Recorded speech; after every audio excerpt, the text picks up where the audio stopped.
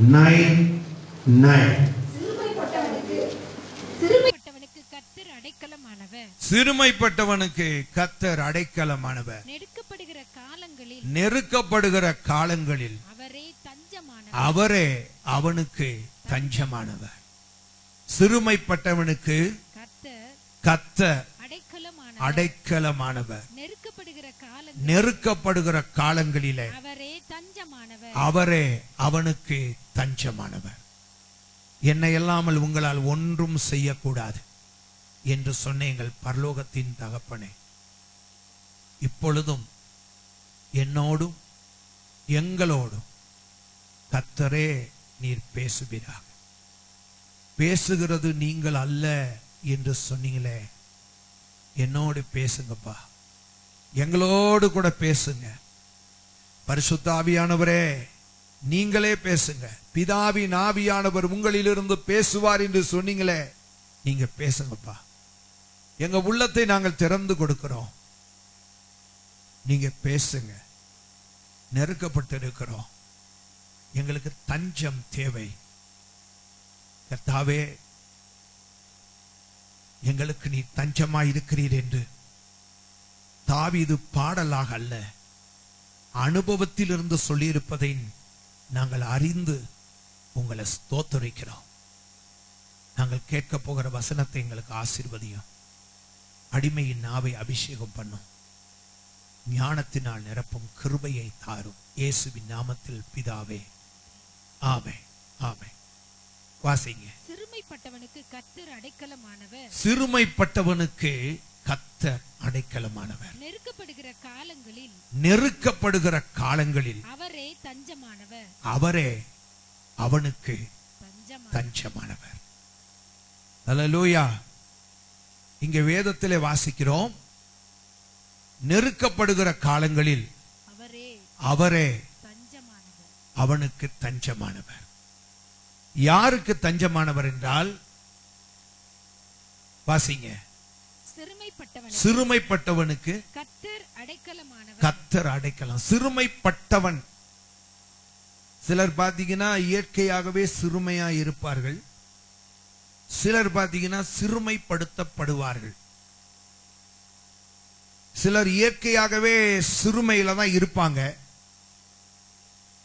சிலர் பார்த்தீங்கன்னா சிறுமைப்படுத்தப்படுவார்கள். சிறுமையா இருந்தாலும் சரி,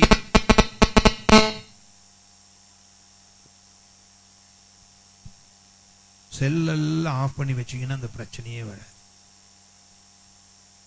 எல்லாரும் செல்ல ஆஃப் பண்ணுங்க, மியூட்ல கூட வைக்க கூடாது, அது ஆண்டவருக்கு விரோதமான பாவம்.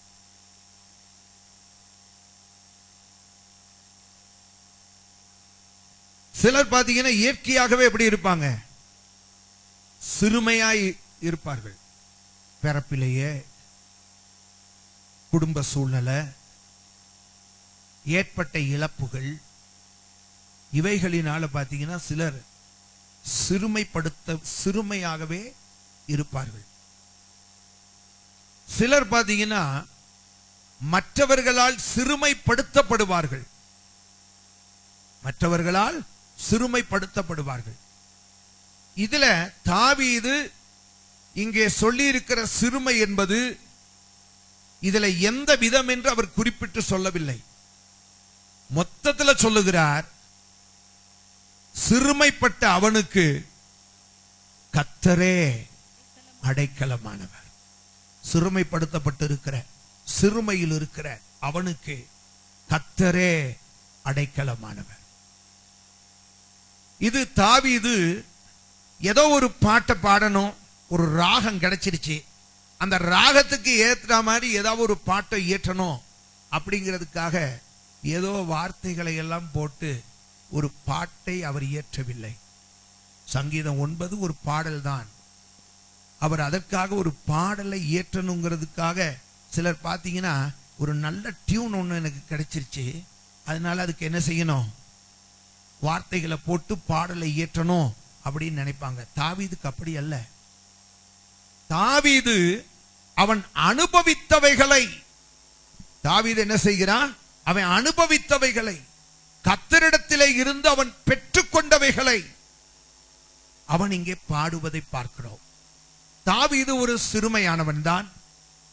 அனுபவத்துல தான் சொல்றான். என்ன சொல்லுகிறான்? எளியவன் என்றைக்கும் மறக்கப்படுவதில்லை. ஏனென்றால் அவனை எல்லாரும், அவனுடைய குடும்பத்தில் உள்ளவங்களே அவனை மறந்த நாட்கள் உண்டு. ஆனா கர்த்தர் அவனை மறக்கல. ஆகையினாலதான் அவன் சொல்லுகிறான், எளியவன் என்றைக்கும் என்ன செய்வதில்லை? மறக்கப்படுவதில்லை. என்றைக்குமே கர்த்தர் எளியவனை மறக்க மாட்டாரியா அப்படின்னு அவன் தன்னுடைய அனுபவத்திலிருந்து சொல்லுகிறான். சொந்த தகப்பை மறந்தான், குடும்பத்தில் இருக்கிறவர்கள் மறந்தார்கள். ஆனா கர்த்தர் அவனை மறக்கல. கர்த்தர் அவனை என்ன செய்யல? மறக்கவில்லை. அதை வைத்து அவன் சொல்லுகிறான். அப்ப அவனுடைய வாழ்க்கையில் அவன் ரொம்ப சிறுமையான ஒரு நிலைமையில அவன் இருந்தவன் தான். கர்த்தர் அவனை அபிஷேகம் பண்ணி மேன்மையான இடத்துக்கு கொண்டு வர வேண்டும் என்று சொல்லி கர்த்தர் நினைத்தாலும் சவுல் ராஜாவால அவன் சிறுமைப்படுத்தப்படுகிறான். அவன் பெற்ற அபிஷேகத்துக்கும் அவன் வாழ்க்கையில நடந்து கொண்டிருப்பதற்கும் சம்பந்தமே இல்லை. அப்ப சிறுமைப்படுத்தப்படுகிறான்.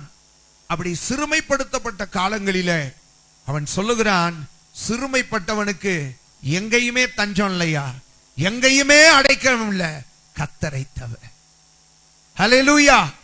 எங்க இருக்கு அடைக்கலம்? சொல்லுங்க, எங்க இருக்கு அடைக்கலம்? வேற எங்கேயுமே கிடையாது. கர்த்தர் தான் சிறுமைப்பட்டவனுக்கு அடைக்கலம். சிறுமைப்பட்டவனுக்கு யாருங்க அடைக்கலம்? இன்னைக்கு உங்களுக்குள்ள இப்படிப்பட்ட சிறுமைப்படுத்தப்பட்ட ஒரு உணர்வோடு நீங்கள் இருக்கலாம். இயற்கையாகவே ஒரு சிறுமையான நிலைமை, இல்லாவிட்டால் மற்றவர்களால் சிறுமைப்படுத்தப்பட்ட ஒரு நிலைமை, இப்படிப்பட்ட ஒரு நிலைமையில நீங்க இருக்கலாம். ஆனால் ஆண்டவர் இந்த காலை வேளையில உங்களுக்கு சொல்லுகிற வார்த்தை, சிறுமைப்பட்டவன் மேல் கர்த்தர் சிந்தை உள்ளவர்.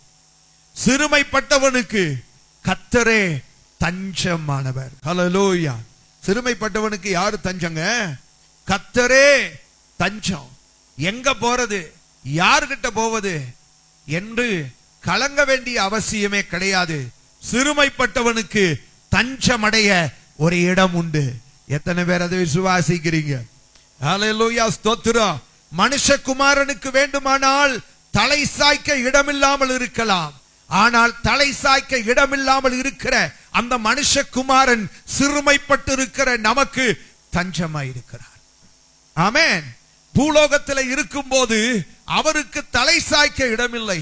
ஆனால் தலை சாய்க்க இடமில்லாத பரிசுத்த அந்த ஆண்டவர், பரிசுத்த ஆவியானவர் மூலமாய் நமக்கு சொல்லுகிற வார்த்தை, பூலோகத்தில் இருக்கிற நேரம் எனக்கு தாயா தலை சாய்க்க இடமில்லாம இருந்துச்சு, ஆனால் பூலோகத்தில் இருந்து சிறுமைப்பட்டு இருக்கிற உனக்கு நான் தஞ்சமாயிருக்கிறேன் என்று கர்த்தர் காலை வேளையில நமக்கு ஒரு அருமையான வாக்குறுதியை கொடுக்கிறார். ஆகையினாலே தேவனுடைய பிள்ளைகளாக நாம் எங்கே போவது? எனக்கு ஒரு திசையுமே இல்லை, எங்கே போவது, நான் எங்க போறதுன்னு சொல்லி நம்ம அங்கலாய்க்க வேண்டிய அவசியம் இல்லை. ஹல்லேலூயா. இந்த பரதேசிகளுக்கு ஒரு தஞ்சம் உண்டு. ஆமென். இந்த பரதேசிகளுக்கு ஒரு தஞ்சம் உண்டு. உங்களுக்கு எனக்கும் தஞ்சம் அடைய ஒரு இடம் உண்டு. ஹல்லேலூயா. காலங்கள் பல உண்டு.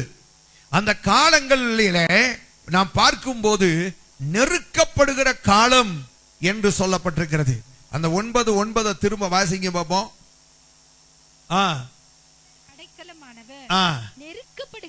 அந்த சிறுமைப்பட்டவனுக்கு, அந்த ஏற்கனவே அவன் சிறுமையா, அவன் ஏற்கனவே சிறுமையானவன். ஆனால் இப்பொழுது அவனுக்கு எக்ஸ்ட்ரா என்ன பிரச்சனை தெரியுமா? நெருக்கம் வேற. அவனுக்கு என்ன வந்துருச்சு?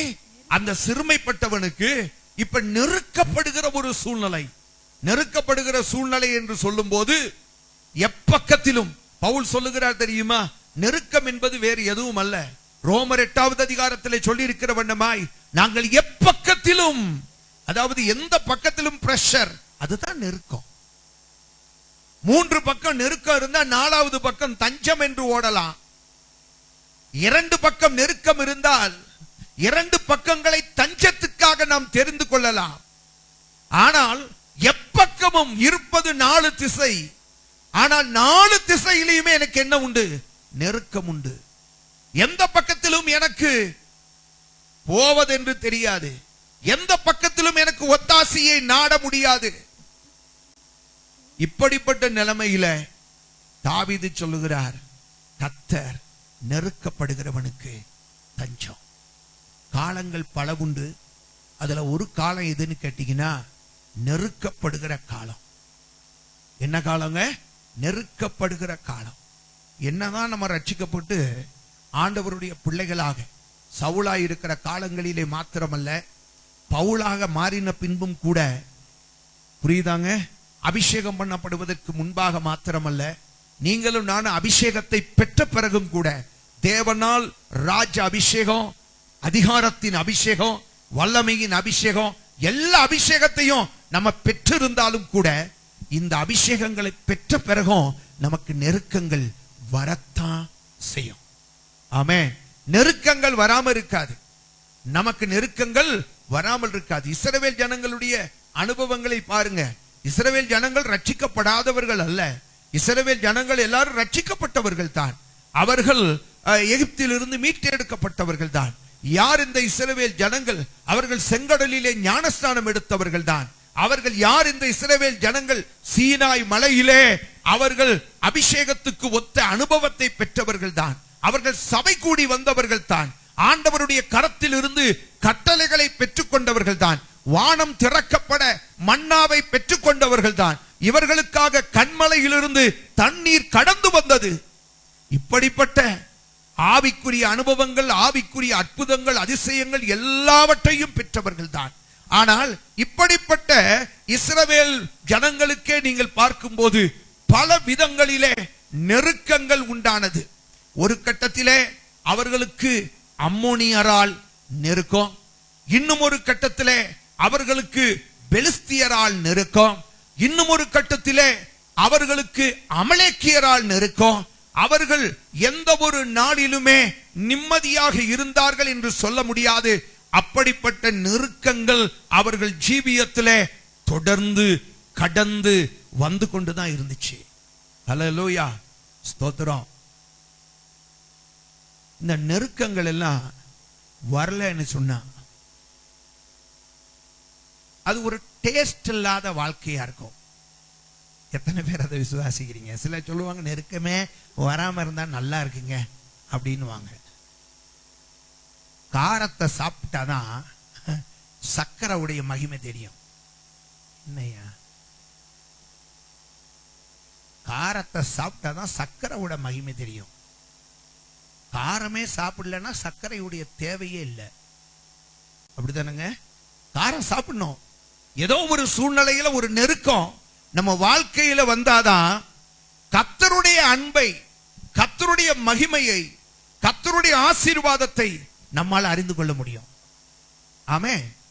சோ நெருக்கம் என்பது அனாவசியமானது அல்ல, தேவ பிள்ளைகளுக்கு அத்தியாவசியமானது. ஆமென். அன்வான்டட் அல்ல, அதெல்லாம் எசென்ஷியல், கட்டாயம் தேவை. எத்தனை பேர் விசுவாசிக்கிறீங்க? காலங்காத்தால இதையா எங்களுக்கு பிரச்சனை? ஆமென். ஹல்லேலூயா. இல்லைன்னு சொன்னா அது எப்படி இருக்குங்கிறீங்க? சொல்லுங்க. ஒரு டேஸ்ட் இருக்காது, ஒரு டேஸ்ட் இருக்காது. அதுக்காக எப்பயுமே காரத்தை தின்னுக்கிட்டு இருந்தாலும் கஷ்டம்தான், அதை நான் ஒத்துக்கொள்கிறேன். ஆனா என்ன சொல்றேன்னு கேட்டீங்கன்னா, அப்பப்ப கொஞ்சம் காரம் நமக்கு தேவை, அப்பப்ப நமக்கு கொஞ்சம் கசப்பும் தேவை. இவைகள் எல்லாம் ஒரு வாழ்க்கையினுடைய அனுபவங்கள். அதனாலதான் ஆண்டவர் தம்மாலே தெரிந்தெடுக்கப்பட்ட பிள்ளைகளுக்கு ஒரு நேரத்துல அம்மோனியரால் அவர்களுக்கு நெருக்கம், இன்னும் ஒரு நேரம் அமலேக்கியரால் நெருக்கம், இன்னும் ஒரு நேரத்துல பெலிஸ்தியர்களால் நெருக்கம். இப்படி பாத்தீங்கன்னு சொன்னா மாறி மாறி சில நெருக்கங்கள் அவர்களை தொடர்ந்து கொண்டே இருக்கிறது. ஆனால் இந்த நெருக்கப்படுகிற காலத்துல நாம் எப்படி செயல்படுகிறோம், நம்முடைய ஆக்ஷன் எப்படி இருக்கு என்பதை கர்த்தர் கவனிக்கிறார். நெருக்கப்படுகிற காலங்களிலே நாம் செயல்படுகிற விதம் அது ரொம்ப முக்கியம். ஆமென். நெருக்கத்துக்கு பின்பு ஒரு விசாலம் உண்டு. சொல்ல மாட்டேங்கிறீங்க? என்னத்தை விசாலம் அப்படிங்கிறீங்களா? விசாலம் உண்டியா? அல்லேலூயா. ஒரு நெருக்கத்துக்கு பிறகு ஒரு விசாலம் இருக்கு. எத்தனை பேர் அதையும் விசுவாசிக்கிறீங்க? இப்படித்தான் இருக்கும் வாழ்க்கையில. என்னைக்கும் உங்க ஜீவியத்தில் நெருக்கம் தான் இருக்கும். எத்தனை பேர் விசுவாசிக்கிறீங்க நெருக்கத்துக்கு பிறகு விசாலம் இருக்கீங்க? அல்லேலூயா. நெருக்கத்துக்கு பிறகு ஒரு விசாலம் இருக்கு. எப்பொழுது அந்த விசாலம் உண்டாகும் என்றால், நெருக்கத்தில் நம்ம எப்படி செயல்படுகிறோம் என்பதை பொறுத்துதான். ஆமென். நெருக்கத்தின் மத்தியிலே நாம் எப்படி செயல்படுகிறோம் அது மிக முக்கியம். நெருக்கத்தின் மத்தியிலே நாம் எப்படி செயல்படுகிறோம், அந்த நெருக்கத்தில் யாரை கூப்பிடுகிறோம். சிலர் பாத்தீங்கன்னா ஆத்தா அம்மா அப்படின்னுவா. ஆத்தாவும் அம்மாவும் நீ கூப்பிடுற வரைக்கும் வாழ்க்கையில நெருக்கம் இருந்துகிட்டே தான் இருக்கும். நெருக்கத்தில் நம்ம யாரை நோக்கி கூப்பிடுகிறோம் என்பது முக்கியம். ஆமென். நெருக்கத்தில் நம்ம யாரை நோக்கி கூப்பிடுகிறோம், நெருக்கத்தில் நம்ம எந்த விதமாய் செயல்படுகிறோம் என்பது மிக மிக முக்கியம். அல்லேலூயா. உங்களில் முகத்தெல்லாம் பார்த்தாலே தெரியுது நெருக்கம் இருக்குன்னு. ஆமென். ரொம்ப பிரஷரா தான் வந்திருக்கீங்க. இன்னும் கொஞ்சம் இருந்தா எந்த பக்கம் புட்டுக்கிட்டு போகும்னு தெரியாது. அந்த நிலைமையில தான் நீங்க இருக்கிறீங்க. ஆமென். இதுல வேற நெருக்கம் திரும்ப திரும்ப வேணுங்கிறீங்களா? இது வேணுமா? புரியுதா? உங்க நெருக்கம் எல்லாம் ஆண்டவருக்கும் தெரியும். இந்த நெருக்கத்துல நீங்கள் சந்தித்திருக்கிற, சந்திக்க போகிற நெருக்கத்துல நீங்க எந்த விதமாய் செயல்பட போகிறீர்கள் என்பதை பொறுத்து கர்த்தர் உங்களுக்கு விசாலத்தை உண்டாக்குவார். ஆமென். இந்த சூழ்நிலையில தான் ரொம்ப நிதானமா இருக்கணும். நெருக்கத்தின் மத்தியில தான் ரொம்ப நிதானம் தேவை. ஆமென். சிலர் சொல்லுவாங்க பாத்தீங்கன்னா, நிதானத்தை இழந்துட்டு நெருக்கத்தின் நிமித்தம் என் நிதானத்தை நான் இழந்து விட்டேன் என்று, நெருக்கத்தின் நிமித்தம் நான் இந்த காரியத்தை செய்து விட்டேன் என்று. கர்த்தர் நெருக்கத்தை தொடர்ந்து, நெருக்கத்தை அகற்றி உன் ஜீவியத்திலே விசாலமான காரியத்தில், விசாலமான பாதையில், விசாலமான சூழ்நிலையில் உங்களை கர்த்தர் அமரச் செய்ய வேண்டுமே. ஆனால் இந்த நெருக்கத்தில் நிதானத்தை இழக்க கூடாது. சத்தமா சத்தமா ஹல்லேலூயா. நெருக்கத்தில் எதை இழந்து போக கூடாது? நிதானத்தை இழந்து போக கூடாது. நெருக்கத்தில் நிதானத்தை இழந்து விட்டால், வேதத்தில் நீங்க வாசிச்சு பாருங்க, நெருக்கத்தில் சிலர் நிதானத்தை இழந்தவர்கள் இருக்கிறார்கள். அவர்கள் எல்லாரும் படுபாவிகள் அல்ல, ஆண்டவரை அறியாதவர்கள் அல்ல. அத்தனை பேரும் பாத்தீங்கன்னா ஆண்டவரை அறிந்தவர்கள் தான். ஆனால் அவர்களுக்கும் நெருக்கம் வந்தது. ஆண்டவரை அறிந்தவர்கள், ஆண்டவருக்கு ஊழியம் செய்தவர்கள், மரித்தவர்களை உயிரோடு எழுப்பினவர்கள், அவர்களுக்கெல்லாம் என்ன வந்தது? நெருக்கம் வந்தது. அந்த நெருக்கத்தின் நடுவிலே அவர்கள் பாத்தீங்கன்னா சிலர் சின்ன பிள்ளைத்தனமா நடந்து கொண்டார்கள். சிலர் ரொம்ப வருத்தம், கர்த்தருக்கு வருத்தத்தை கொடுக்கக்கூடிய நிலைமையிலே அவர்கள் நடந்து கொண்டார்கள். கர்த்தர் மிகுந்த வருத்தப்பட்டார், கோபப்பட்டார். அவர்களுக்கு விசாலமான பாதையை கர்த்தரால் திறக்க முடியாமல் போனது. நெருக்கம் வரும். வேதத்தில் நீங்க வாசிச்சு பாருங்க, நெருக்கத்தில் சில பரிசுத்தவான்கள், சில தேவனால் அபிஷேகம் பண்ணப்பட்ட, தேர்ந்தெடுக்கப்பட்ட தேவனுடைய பிள்ளைகள், ராஜாக்கள் செயல்பட்ட விதத்தை குறித்து நாம் இங்கே பார்ப்போம். 1 ராஜாக்கள் 19வது அதிகாரம் 4வது வசனம்.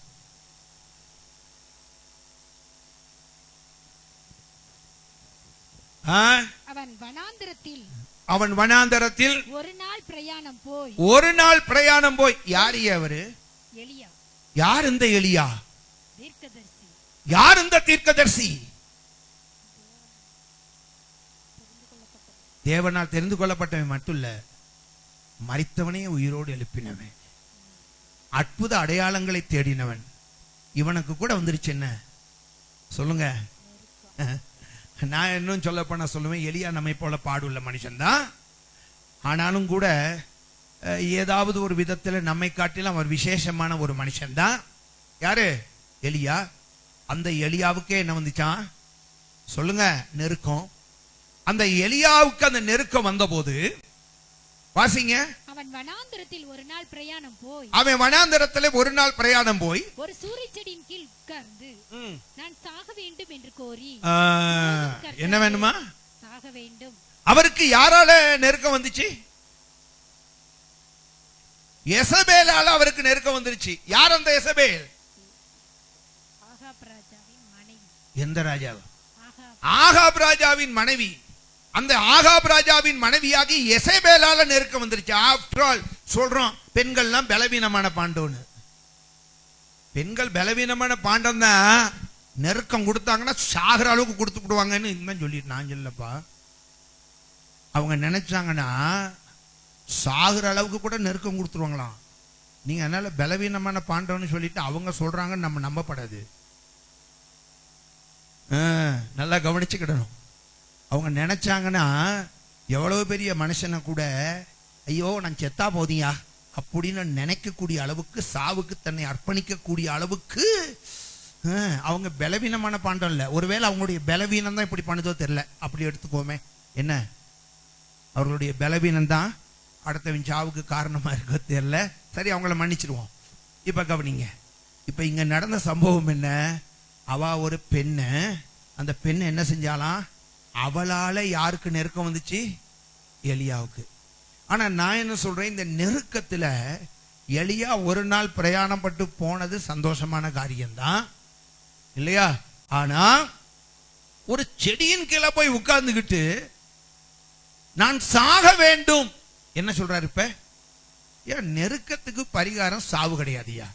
நெருக்கத்துக்கு பரிகாரம் சாவு என்றால் உலகம் முழுவதும் சுடுகாடாகத்தான் இருக்கும்.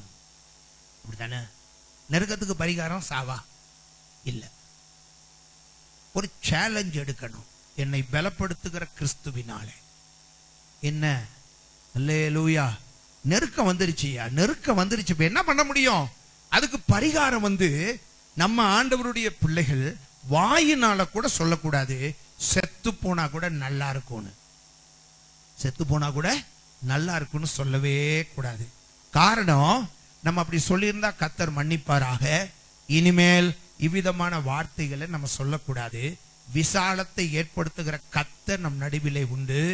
ஆகையினாலே இந்த நெருக்கத்தின் நடுவிலே தேவனுடைய பிள்ளைகளாய் இருக்கிற நாம் சூரச்செடியின் கீழே போய் உட்காரக்கூடாது. அந்த யாக்கோபை போல ஆண்டவர் பாதத்துல போய் உட்காரணும். ஆமே. சூரச்செடியில போய் உட்கார்ந்தா இந்த எண்ணம் தான் வரும். ஆண்டவர் பாதத்துல உட்கார்ந்தா ஆறுதல் வரும். ஆமே. நெருக்கப்படுகிற காலத்துல சூரச்செடி நமக்கு தஞ்சமாக முடியாது. நெருக்கப்படுகிற காலத்துல கர்த்தரே நமக்கு தஞ்சமாய் இருப்பார். கர்த்தருடைய பாதத்தை தஞ்சமாய் பற்றி கொண்டிருந்தால் இந்த பரிசுத்தவானுக்கு இப்படிப்பட்ட எண்ணம் வந்திருப்பதற்கு வாய்ப்பே கிடையாது இல்லையா? அப்ப இவன் பாருங்க, இவனுக்கு நெருக்கம் வந்துச்சு. நெருக்கத்தின் மத்தியிலே அவன் எதை விரும்பினான் என்றால் சாவை விரும்பினான். எதை விரும்பினான்? சாவை விரும்பினான்.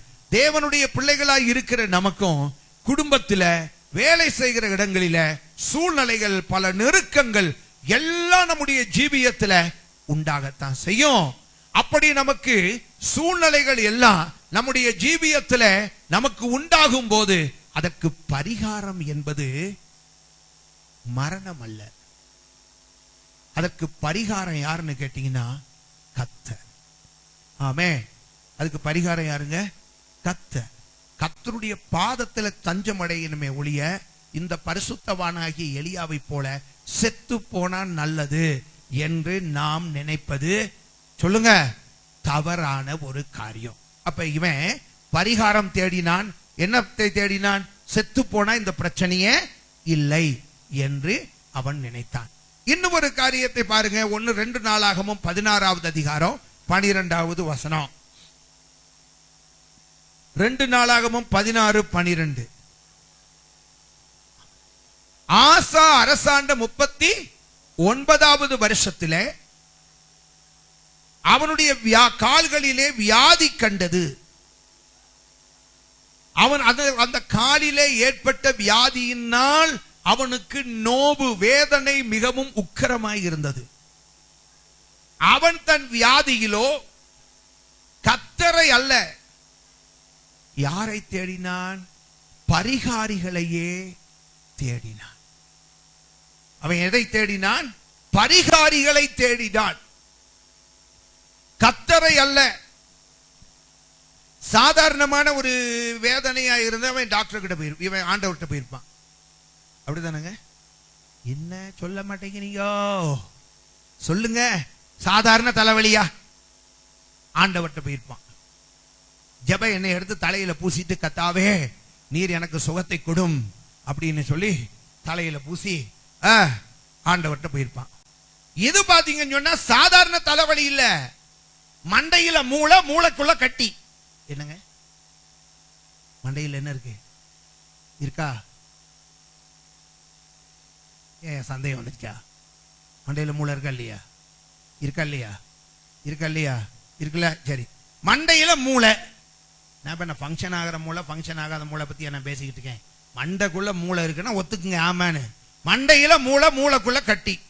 அந்த கட்டி வந்த பிறகு பாத்தீங்கன்னா சொன்னா சரியான தலைவலி, தாங்க முடியாத தலைவலி, சொல்ல முடியாத தலைவலி. நான் நம்ம சபையில இருந்த ஒரு பையனை வைத்து நான் இதை பேசிக்கிட்டு இருக்கிறேன். அவ்வளவு தலைவலி. எங்கெல்லாமோ போய் ட்ரீட்மெண்ட், எங்கெல்லாமோ போயாச்சு, எங்கெல்லாமோ போயாச்சு. வெள்ளூர் சிஎம்சிக்கும் போயாச்சு.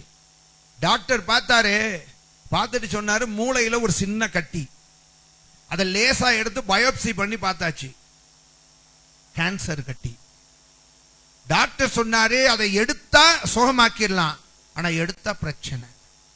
லேசா மூளை கலங்கினால் கூட அவன் உயிருக்கு ஒண்ணாகாது, அன்கான்சியஸா வாழ்நாள் முழுவதும் இருப்பான். எப்படி நீங்க அதுக்கு ஓகேன்னா சொல்லுங்க, செஞ்சிடறேன்னாரு. அப்படி ஒரு உயிருக்கு அந்த தாய் விரும்பல. அந்த தாய் ஒரு விதவை. அவங்க சொல்லிட்டாங்க வேண்டாம். உடனே டாக்டர் என்ன பண்றாருன்னு கேட்டீங்கன்னா, கலட்டுன்னு அந்த மண்டை ஓட கூட பிக்ஸ் பண்ணல, அப்படியே வச்சு தச்சு.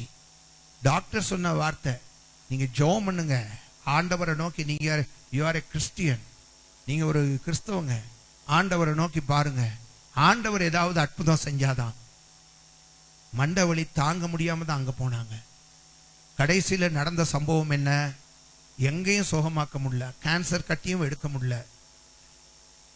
ஜெபித்து ஜெபித்து ஜெபித்து ஜெபித்து ஜெபித்து அந்த குடும்பம் இன்னைக்கு ஆப்பிள் பி ரோட் சர்ச்சில் இருக்கு.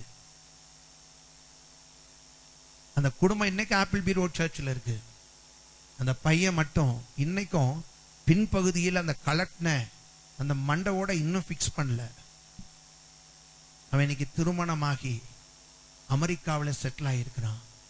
அவனுடைய தாயார் இங்கேதான் இன்றைக்கும் ஆப்பிள் பி ரோட் சர்ச்சில் இருக்கிறாங்க. இங்கே அவ்வப்போது சில வேலைகளில் வருவாங்க. யூனியன் பேங்க்ல வேலை பார்த்தாங்க சிஸ்டர் ராணி, பிராண்டோ, அவங்களுக்கெல்லாம் தெரியும். அந்த சிஸ்டர் ராணியுடைய மகனுக்கு தான் இந்த சம்பவம் நடந்தது.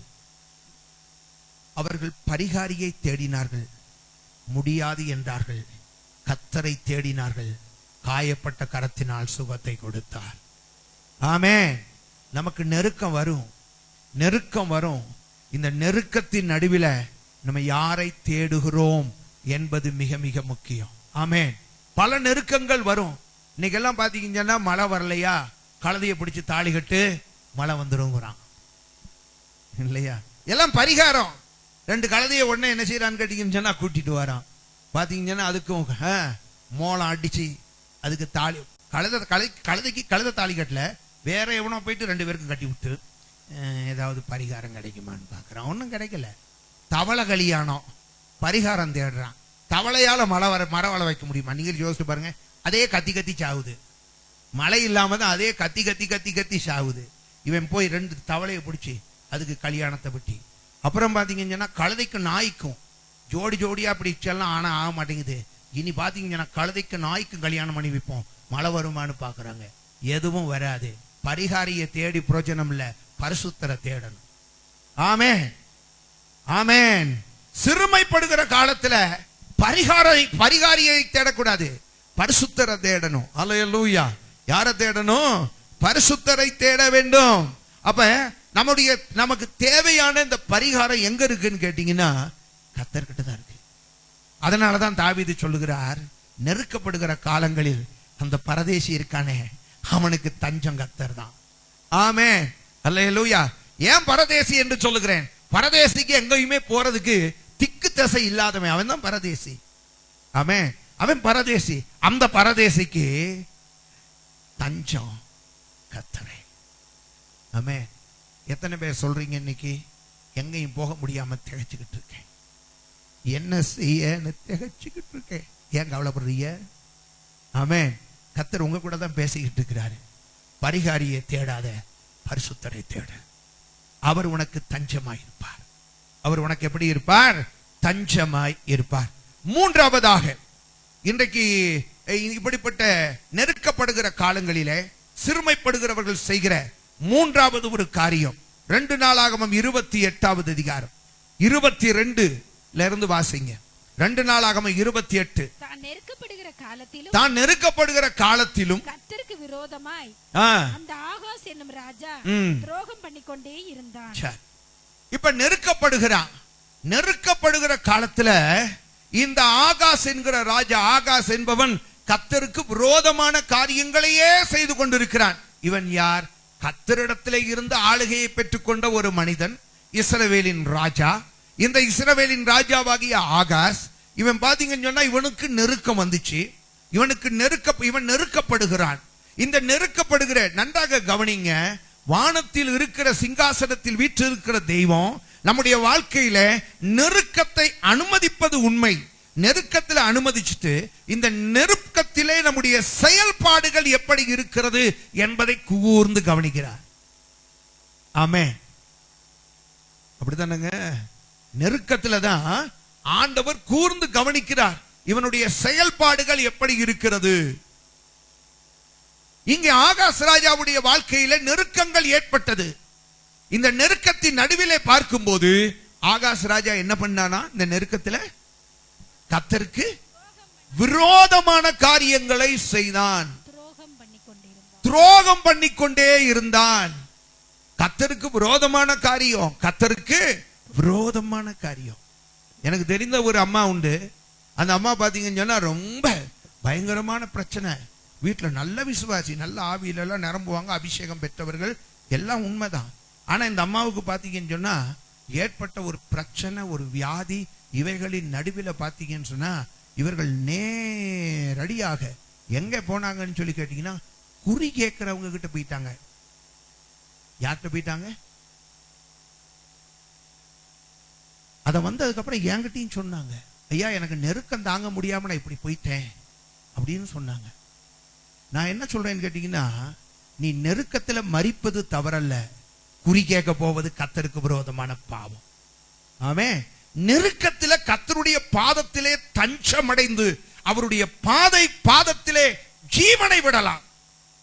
உனக்கு பரலோகத்திலே இடம் உண்டு.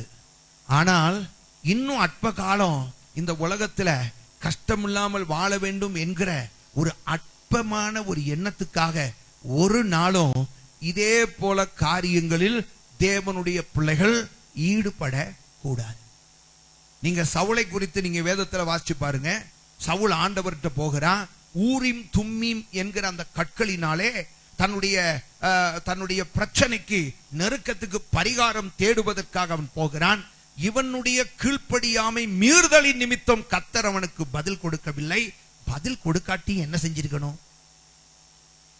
ஆண்டவர் பாதத்திலேயே கடந்திருக்கணும். அப்பா தப்பு பண்ணது உண்மைதான், அழிக்க சொன்னீர், அழிக்கல, புரியுதா? நான் உமக்கு விரோதமா பாவம் செஞ்சிட்டேன், மீறுதல் பண்ணிட்டேன், உம்ம பாதம் தான், வேற மார்க்கமே இல்லைன்னு அங்க இருந்திருக்கணும். இந்த அபிஷேகம் பண்ணப்பட்ட யார்? இந்த சவுல், கழுதைக்கு பின்னே போய்கொண்டிருந்த கழுதை மேய்க்கிறவன், தகுதி இல்லாதவன். கர்த்தர் அவனை அபிஷேகத்து அவனை தகுதிப்படுத்தி ராஜாவாக மாற்றினார். அவன் என்ன செஞ்சான் தெரியுமா? இங்க பதில் கிடைக்கலன்னு சொல்லி தெரிஞ்ச உடனே வேற எங்கேயாவது பதில் கிடைக்குமா? உடனே அவனுக்கு 4 பேர் இருந்தாங்க தவறான போதனைகளை கொடுப்பதற்கு. போங்க, குறி சொல்ற ஒரு பொம்பளை ஒருத்தி இருக்கா, அவர்கிட்ட போங்க. அவ பாத்தீங்கன்னு சொன்னா செத்தவங்களை எல்லாம் எழுப்பி, புரியுதா, அவர்கள்கிட்டயே பதிலை பெற்றுக்கொள்ள உதவி செய்கிறார். உடனே பாத்தீங்கன்னா சவுல் என்ன செஞ்சாரு? நேரா குறி கேட்கிறவர்கிட்ட சொல்லுங்க போனாரு. குறி கேட்கிறவர்கிட்ட போனாரு. அந்த அம்மாவும் யாரை எழுப்பி விட்டுருச்சு? சொல்லுங்க.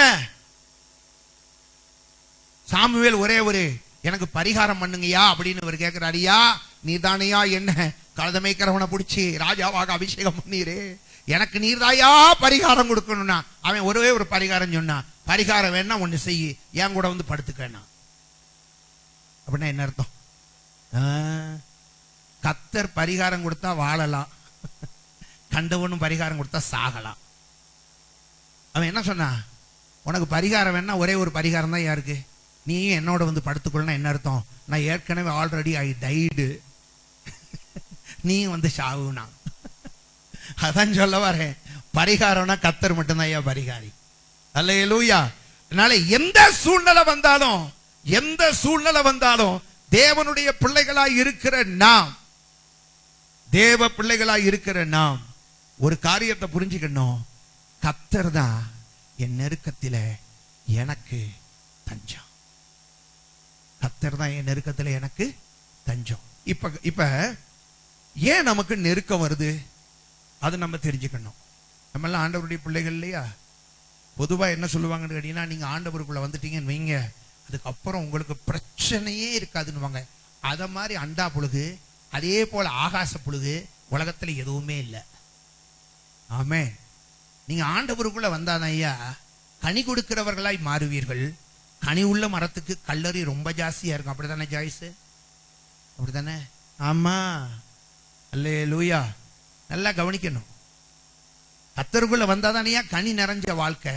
அதுக்கப்புறம் பாத்தீங்கன்னா கண்டவனும் கல்லறிவா. ஆமே. இதுவரைக்கும் பாத்தீங்கன்னா ஆண்டவருக்குள்ள வரவும் இல்லை, என் ஜீவியத்துல கனியும் இல்லை. கனி இல்லாத மரத்துல எவன் கல்லறிய போறான்? ஆமே. அப்ப யாராவது ஒருத்தங்க அதிகமா கல்லறிய ஆரம்பிச்சுட்டாங்கன்னு உன்னை புரிஞ்சுக்குங்க, அப்பாடா கொஞ்சம் ஆண்டவருக்குள்ள நான் நெருங்கிட்டேன். ஆமே.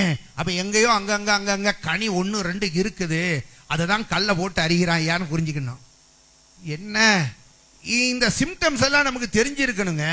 என்னன்னு கேட்டீங்கன்னா, ஆண்டவருக்குள்ள வந்துட்டேன், அதனாலதான் கல்லறியா போட்டு நான்லாம் முந்தி எப்படி இருந்தேன் தெரியுமா, ரட்சிக்கப்படாத காலத்துல எப்படி இருந்தேன் தெரியுமா, ஒரு பையன் என்ன கண்டா எல்லாரும் அலறுவான். இப்ப பாத்தீங்கன்னா எல்லாரும் என் தலையின் மேல் நடந்து போகிறான், தங்க நாட்கர சாலையிலே நடப்பது போல் நடக்கிறான். என் நிலம் அப்படி ஆகி போச்சு. இப்படி எல்லாம் பேசி வளரிக்கிட்டு இருக்கக்கூடாது, புரிஞ்சுக்கிடணும். என்ன புரிந்து கொள்ளணும் தெரியுமா?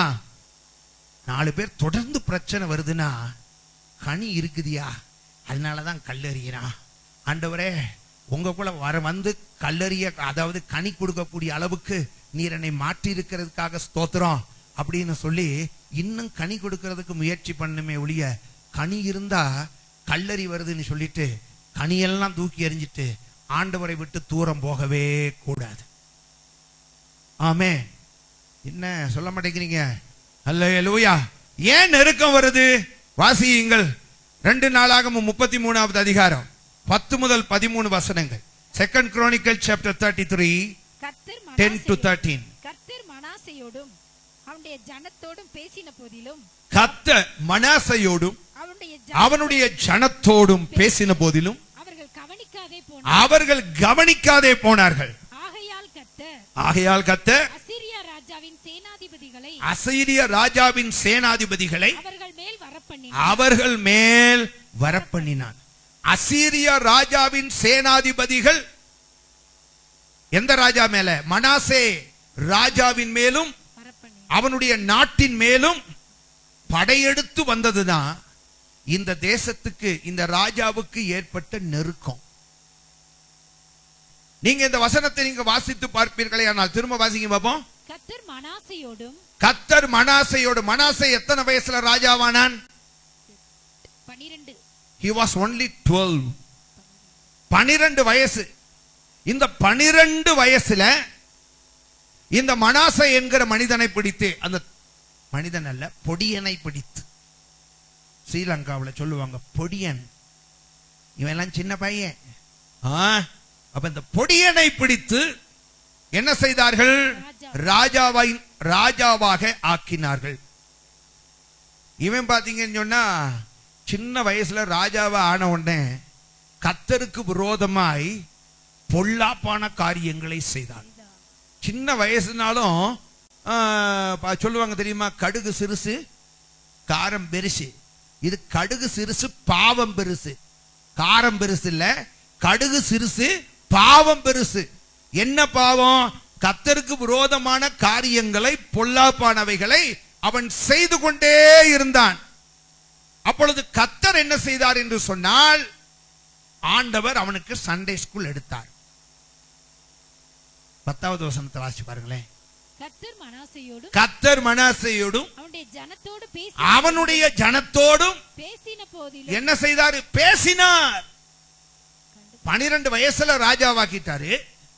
இந்த சின்ன வயசுல ராஜாவான ஆக்கப்பட்ட அவன், ஆண்டவர் எனக்கு இவ்வளவு பெரிய, என்னுடைய வயதுக்கு மிஞ்சின, தகுதிக்கு மிஞ்சின, அனுபவத்துக்கு மிஞ்சின ஒரு ஆசீர்வாதத்தை தன் கரத்திலே கொடுத்திருக்கிறார் என்று சொல்லி அவன் எப்படி தெரியுமா? ஒருவேளை நான் நினைக்கிறேன், இப்ப நான்லாம் அப்படிதான் சொல்லுவேன், என் கையில எல்லாம் கொடுத்திருந்தா ஆண்டவரே அப்படின்னு அவரையே நத்திக்கிட்டு இருப்பேன்னு நான் சொல்லுவேன். ஏன்னா எனக்கு இன்னும் கிடைக்கல. கிடைச்ச பிறகுதான் புத்தி எப்படி மாறுதோ தெரியாது. அதான் நான் சொல்ல வரேன். கிடைச்ச பிறகு நம்முடைய புத்தி எப்படி மாறுதுங்கிறது ரொம்ப முக்கியம். சின்ன வயசுல அவனுக்கு ராஜ பதவி கிடைத்தது. என்ன வயசுங்க? சின்ன வயசுல அவனுக்கு ராஜ பதவி கிடைத்தது. அந்த சிறிய வயதிலே கர்த்தர் இவ்வளவு பெரிய கிருபையின் ஸ்லாக்கியத்தை கொடுத்திருந்தா, எந்த அளவுக்கு ஆண்டவரையே அவன் அண்டி வாழ்ந்து அருமையான ஆட்சி அவன் செய்திருக்கலாம். ஆனா அவன் அருமையான ஆட்சி செய்யாதபடிக்கு இப்ப கொஞ்சம் ராஜ சிங்காசனத்துல உட்கார்ந்த உடனே அதான் சொல்லுவாங்கல்ல, அதாவது வளர்த்த கால மார்புல பாஞ்சுதான் அப்படின்னு பழமொழி கேட்டிருக்கீங்களா? ஐயோ, பைபிள் வசனத்தை கேட்காட்டி இதை கேட்டிருப்பீங்களே. கேட்டதே இல்லையா? சரி விடுங்க. வளர்த்த காஞ்ச, அப்ப உயர்த்தின ஆண்டவர் இல்லையா? சின்ன வயசுலயே தகுதிக்கு மிஞ்சின ஆசீர்வாதத்தை கர்த்தர் கொடுத்திருக்கிறார். இப்ப என்னன்னு கேட்டீங்கன்னா, ஆண்டவரையே முட்டி பார்க்கிறான். பொல்லாப்பானதை யாருக்கு விரோதமாய் செய்தான்? கர்த்தருக்கு விரோதமாகவே செய்தான். ஆண்டவர் என்ன செய்தாரா? 32:10 சொல்லுகிறது, கர்த்தர் அவனோடு பேசினார், ஜனத்தோடு பேசினார். கர்த்தர் அவனோடு பேசினார், ஜனத்தோடு பேசினார். ஜனமும் அவனும் என்ன செய்தார்களா? அதை கவனிக்கல. கவனிக்கலன்னு என்ன அர்த்தம்? காதுல கேட்காம இல்ல, கேட்டுச்சு. செவிட்டு விரியன்களாய் இருந்தார்கள். புரியுதா? அவர்கள் எதை மறந்து விட்டார்கள்? இந்த அளவுக்கு உயர்த்தினவருக்கு என்னை தாழ்த்தவும் முடியும், ஒன்றும் இல்லாமல் ஆக்க முடியும், என்னை சூனியமாக்கவும் அவராலே முடியும் என்பதை அவர்கள் மறந்து விட்டார்கள்.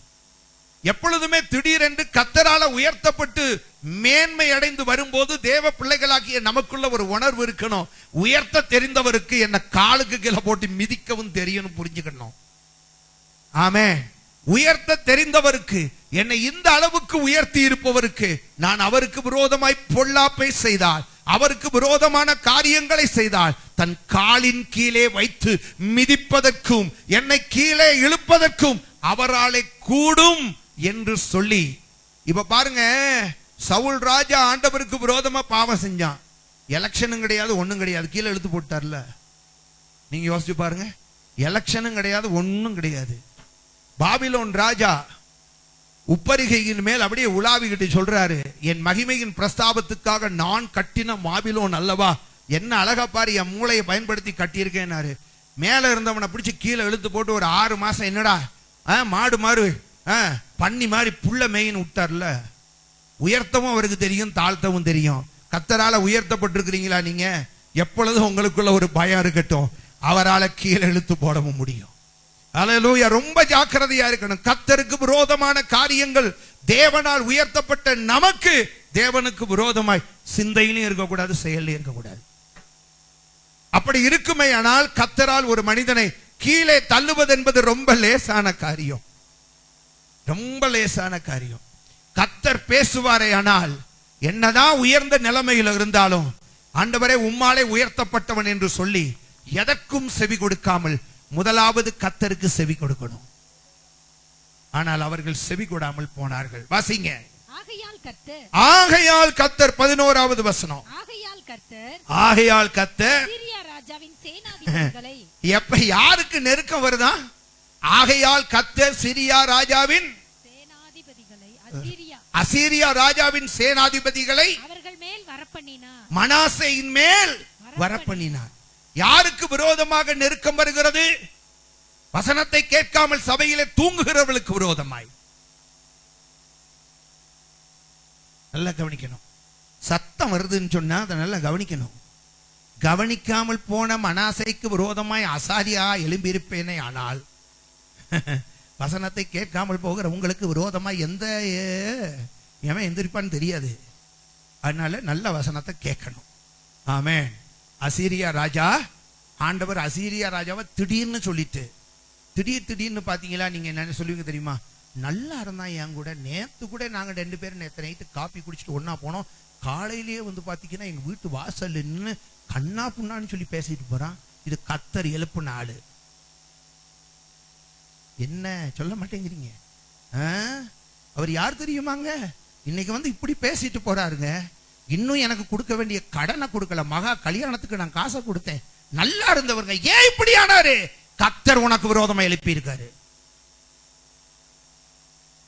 ஆமென். என்ன சொல்ல மாட்டேங்கிறீங்க? என்கிட்ட படிச்ச ஸ்டூடெண்ட்டுங்க என்னையே வந்து அடிச்சுட்டு போயிட்டான். கர்த்தர் உனக்கு விரோதமா எழுப்பி இருக்கிறாரு. முழங்கால் போட்டு ஆண்டவர் சமூகத்தில், ஆண்டவரே உமக்கு விரோதமாய் நான் செய்த பொல்லாப்பு என்ன? ஏன் நீர் அசீரியா ராஜாவை எழுப்பினீர்? நீர் ஏன் எனக்கு விரோதமாய் அசீரியா ராஜாவை ஏன் எழுப்பினீர்? திடீர்னு சொல்லி நெருக்கம் சும்மா வராது. ஒரு காரணம் இருக்கும், ஏதோ ஒரு காரணம் இருக்கும். தேவனுடைய பிள்ளைகளாகிய நமக்கு இன்றைக்காவது இப்படியெல்லாம் சபைகள் இருக்கு. பரிசுத்த ஆவியானவர் நமக்கு உணர்த்தி பேசிக் கொண்டிருக்கிறார். ஆனால் இது தெரியாத நிறைய பேர் இருக்கிறாங்க. நெருக்கம் தானாக சும்மா வருவதில்லை.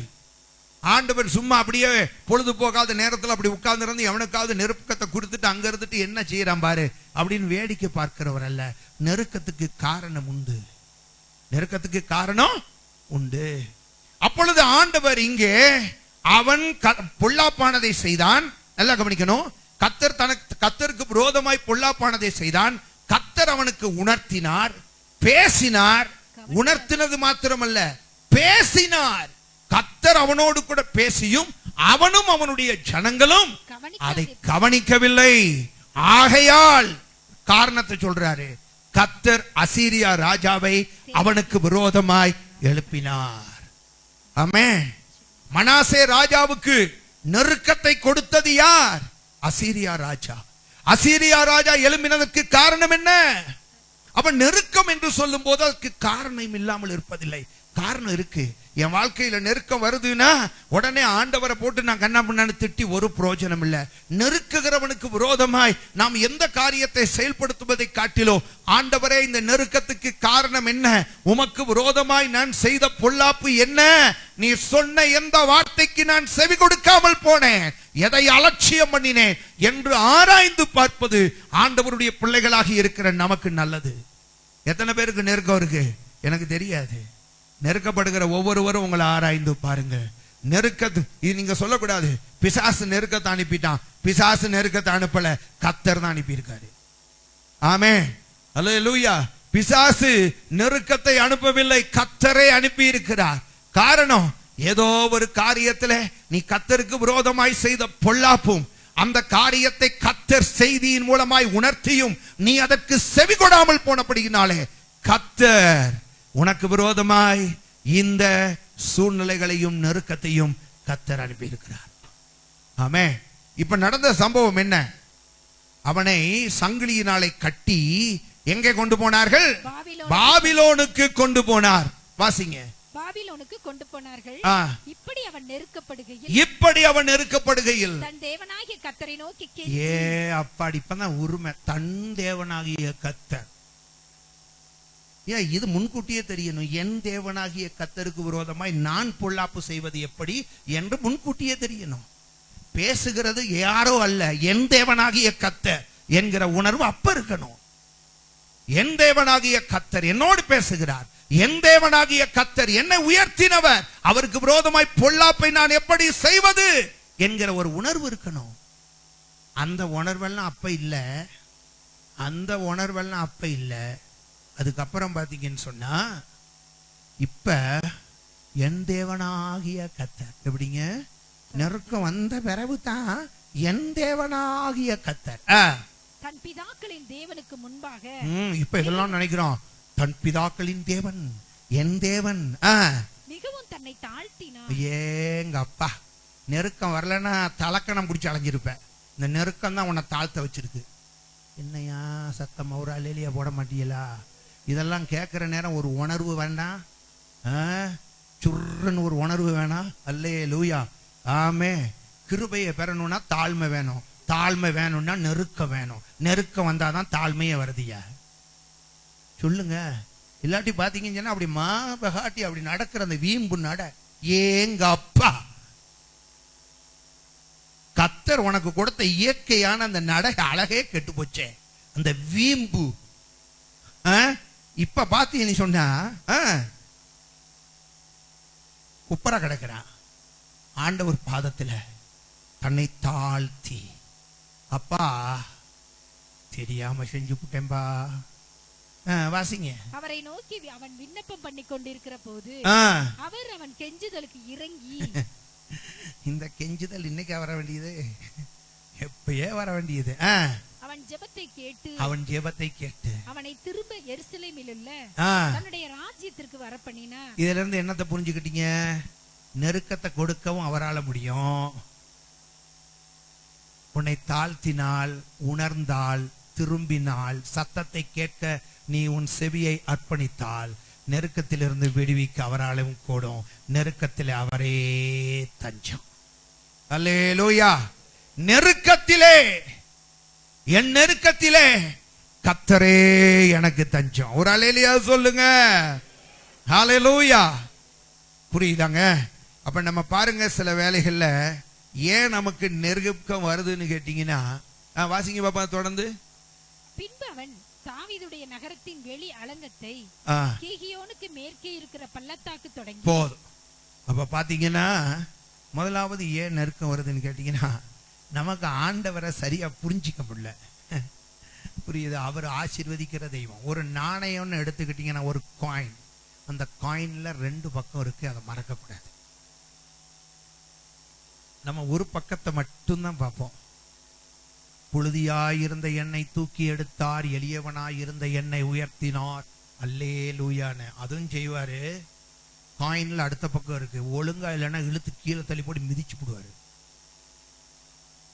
அந்த பயம் தேவ பிள்ளைகளாகிய நமக்கு எப்பொழுதும் இருக்கணும்.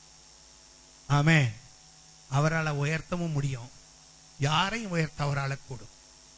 புரியுதாங்க? அவ பாருங்க, இவன் சரியா ஆண்டவரை புரிஞ்சுக்கிடலன்னா பிரச்சனை தான். நம்ம புரிஞ்சுக்கணும், நாம் அவரை யார் என்று அறிந்து கொள்வதற்காக கர்த்தர் நம்முடைய வாழ்க்கையிலே நெருக்கத்தை ஏற்படுத்துகிறார். இதுதான் பாயிண்ட் நம்பர் 1. புரியுதா? இவ்வளவு நேரம் பேசினேன் பாருங்க. புரிஞ்சுக்கிடலன்னா பிரச்சனை தான். நான் இந்த ஊருக்கு வந்து ஒரு 2-3 வருஷத்துல இங்க மிஸ்டர் ராஜ்குமார் அப்படிங்கிறவர் ஒரு கலெக்டரா இருந்தார். கேள்விப்பட்டிருக்கீங்களா? அவரை பத்தி நான் கேள்விப்பட்டேன். ஒரு அந்த நாட்கள்ல ஒரு ரேஷன் கடையில ஒழுங்காவே வெயிட் போட மாட்டாங்களாம். ஒழுங்கா வெயிட் போட்டே கொடுக்கறது இல்ல. யாராவது போய் அதை கேட்டா அங்க வேலை பார்த்தவர் தாறுமாறா பேசுவாராம். இஷ்டம்னா வாங்க, கஷ்டம்னா போ. புரியுதா? அப்படி பேசுவாராம். இது கலெக்டர் கிட்ட ஒரு ஆள் 2 ஆள்ல நிறைய பேரு இந்த கம்ப்ளைண்ட் கொடுத்திருக்காங்க. ஒரு நாள் கலெக்டர் என்ன பண்ணிட்டாருன்னு கேட்டீங்கன்னா, அவர் ராஜ்குமார் இந்த மாவட்டத்தில் இருக்கும்போது உண்மையா சொல்ல போனா இந்த நீலகிரி மாவட்டம் ஒரு கொடுத்து வைக்கப்பட்ட ஒரு மாவட்டமா இருந்துச்சு. நல்ல ஸ்ட்ரிக்டான கலெக்டர், நல்ல ஒரு கலெக்டர். அவர் என்ன பண்ணிட்டாருன்னு கேட்டீங்கன்னா, ஒரு முறை இவரே தலையில ஒரு முண்டாசை கட்டிக்கிட்டு இவரே போயிட்டாரு ரேஷன் கடைக்கு. அங்க போனா அங்க அதையே தான் பண்ணிருக்கான். கேட்டதுக்கு என்னன்னு கேட்டீங்கன்னா, இஷ்டம்னா வாங்கியா, இல்லாட்டி பாயா. யார்கிட்ட? இப்படிதான் பேசியிருக்கா. அவர் அப்பதான் முண்டாசா கழட்டி இருக்காரு. சார் நீங்களா? நானே தான். உடனே டிஸ்மிஸ். வேணுமான்னு கேட்டேன். ஒரு கலெக்டரையே அவரை சரியா புரிஞ்சுக்கலன்னா, அவர் யாருங்கிறத சரியா புரிஞ்சுக்கலன்னா நெருக்கம் தான். பிரச்சனை தான். கலெக்டர்கிட்டயே இப்படி மிஸ்பிஹேவ் பண்ணும்போது நமக்கு சூழ்நிலைகள் இப்படி ஏற்படுதுன்னா அவர்கிட்ட போய் இரக்கம் உள்ளவர் தான் இல்லைங்கள, அன்புள்ளவர் தான். இரக்கம் உள்ளவனுக்கு அவர் இரக்கம் உள்ளவர். ஆமென். நீ மொரட்டாட்டமா இருந்தீங்கன்னா அவரும் மொரட்டாட்டமா இருப்பாரு. உன்னை தாழ்த்தினா திரும்பவும் இறக்கப்படுவாரு. அவர் தான் நம்முடைய ஆண்டவர். சவுல் கூட என்ன பண்ணிருக்கலாம், அவசரப்படாம, ஆண்டவரை நீ தப்பு பண்ணது உண்மைதான், தாழ்த்தி இருக்கலாம், ஆண்டவர் சமூகத்துல விழுந்திருக்கலாம், ஆண்டவரை தப்பு பண்ணிட்டேன், நீ சொன்னதை நான் கேட்காம விட்டது தப்புதான், இப்ப நான் எல்லாத்தையும் அழிச்சிடுறேன், ஆண்டவரே ஏதோ மனுஷன் பா, எனக்கு நீங்க இறங்குன்னு சொல்லியிருந்த ஆண்டவர் இறங்கி இருப்பாரு. உடனே நீர் இல்லாட்டி போற ஆண்டவரே, அங்க ஒரு கிளவி இருக்கலாம் குறி சொல்லிக்கிட்டு, அங்க போனீன்னா நீ எங்க போனாலும் வாழ்க்கை கிடையாது. நெருக்கப்படுகிற காலங்களிலே சிறுமைப்பட்டவர்களாகிய நமக்கு தஞ்சம் அவரே. அல்லேலூயா. சிறுமைப்பட்டவர்களாகிய நமக்கு தஞ்சம் அவரே. ஆமென். அதனால ஆண்டவரை முதலாவது நம்ம நல்லா புரிஞ்சு வச்சிருந்தா, அதாவது புரிகிறது கொஞ்சம், ஆண்டவரை புரிகிறது கஷ்டம்தான் புரியாத வரைக்கும். இப்ப பாருங்க, நீங்க சவுல் எடுத்துங்களேன், சவுல் ராஜா அல்ல, புதிய ஏற்பாட்டு சவுல் ஆண்டவருக்கு விரோதமா ரொம்ப விரோதமா செயல்பட்டான். அவன் ஆண்டவரை பத்தி அவன் என்ன நினைச்சான் தெரியுமா? ஏசுநாதரா மதம் மாற்றம் பண்றவர், நம்ம யூத மதத்துல இருந்து எல்லாத்தையும் முடிச்சுட்டு போறாரு, அவர் மதம் மாற்றம் பண்ணுகிறவர். இப்படிதான் இயேசுவை பத்தி புரிஞ்சு வச்சிருந்தான். அதனாலதான் இயேசு அவனை தமஸ்கு ரஸ்தாவிலே சந்தித்த போது நீர் யார் என்று கேட்டான். ஆண்டவரே நீர் யார் என்றான். ஏன்? புரிஞ்சுக்கல, அவரை புரிஞ்சுக்கல. ஆண்டவர் அன்னைக்கு அவனை ரட்சித்தார், அவனை பவுலாக மாற்றினார். அதே பவுல் சொல்லுகிறான், அவரை அறிகிற அறிவின் மேன்மைக்காக எதை வேணாலும் நான் இழக்கிறதுக்கு ரெடியானா. ஆமே, எதை வேணாலும் இழந்து அவரை அறிந்து கொள்வதற்கு நான் விரும்புகிறேன் என்று சொன்னார். அப்புறம் பாத்தீங்கன்னா, ஆண்டவரை நன்றாக புரிந்து கொண்டு அவன் சொல்லுகிறான், நான் விசுவாசிக்கிறவர் இன்னார் என்று அறிவேன் என்றான். ஆமே, ஒரு நாள்ல புரியல, அதுக்கப்புறம் சொல்றான் நான் புரிந்து கொள்ளணும், அதுக்காக நான் என்ன கரையத்தை வேணாலும் நான் செலுத்துவேனா, கரையத்தை செலுத்தினா அதற்கு பிறகு சொல்லுகிறான், நான் விசுவாசிக்கிறவர் யார் என்று எனக்கு தெரியும். தெரிஞ்சிட்டா குழப்பம் இல்லையா? தெரிஞ்சிட்டா குழப்பம் இல்லை. அதுக்கப்புறம் அவனை கர்த்தர் ஒரு மகிமையான ஊழியக்காரனை மாற்றிக்கொண்டார். இந்த ஆண்டவரை குறித்து சரியாக புரிந்து கொள்ளாததுனாலதான் நம்ம தேவையில்லாத நெருக்கத்தை நம்முடைய வாழ்க்கையில சம்பாதிக்கிறோம். பாயிண்ட் நம்பர் 2 ஒன்னு முடிச்சிட்டோம். இப்ப ரெண்டாவது, குறித்த நேரத்தில் முடிச்சிடுவேன். சங்கீதம் 4:1, சங்கீதம் 118:5 ரெண்டையும் வாசி. என் நீதியின் தேவனே, நான் கூப்பிடுகையில் எனக்கு செவிகொடும். நெருக்கத்தில் இருந்த எனக்கு விசாலம் உண்டாக்கினீர். நெருக்கத்திலே இருந்த எனக்கு விசாலம் உண்டாக்கினீர். எப்பொழுது? நெருக்கத்தில் கூப்பிடுகையில் எனக்கு பதில் அருளும். அப்ப கூப்பிடும் போது, இதே தாவீது சொல்லும் போது சொல்லுகிறார், வாசிங்க 118:5. நெருக்கத்தில் இருந்த கர்த்தரை நோக்கி கூப்பிட்டேன்.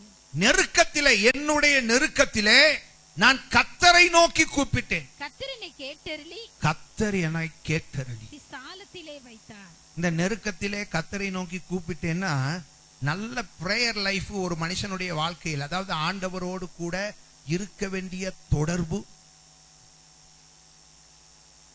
சூர்யா என்னப்பா வேணும்? அவன் தான் வேணுமா? இந்த பக்கம் திரும்பிக்கோ, கவனிங்க. என் நெருக்கத்திலே கர்த்தரை நோக்கி கூப்பிட்டேன். எப்ப? அன்றாட வாழ்க்கையிலே நான் கர்த்தரை நோக்கி கூப்பிட்டேன்னு இவன் சொல்லல, என் நெருக்கத்தில தான் கர்த்தரை நோக்கி கூப்பிட்டேன். இதுல இருந்து என்னத்தை புரிஞ்சுக்கிட்டீங்க? ஜெப வாழ்க்கையை ஒழுங்குபடுத்துறதே நெருக்கம் ஐயா. ஆமே ஆமே. தேவனோடு கூட இருக்கிற ரெகுலர் அந்த தினசரி தொடர்பை நமக்கு ஏற்படுத்துவது நெருக்கம் தான். உண்டா இல்லையா? இது எனக்கு தெரியாது, இவர் சொன்னதை வச்சு நான் சொல்றேன்.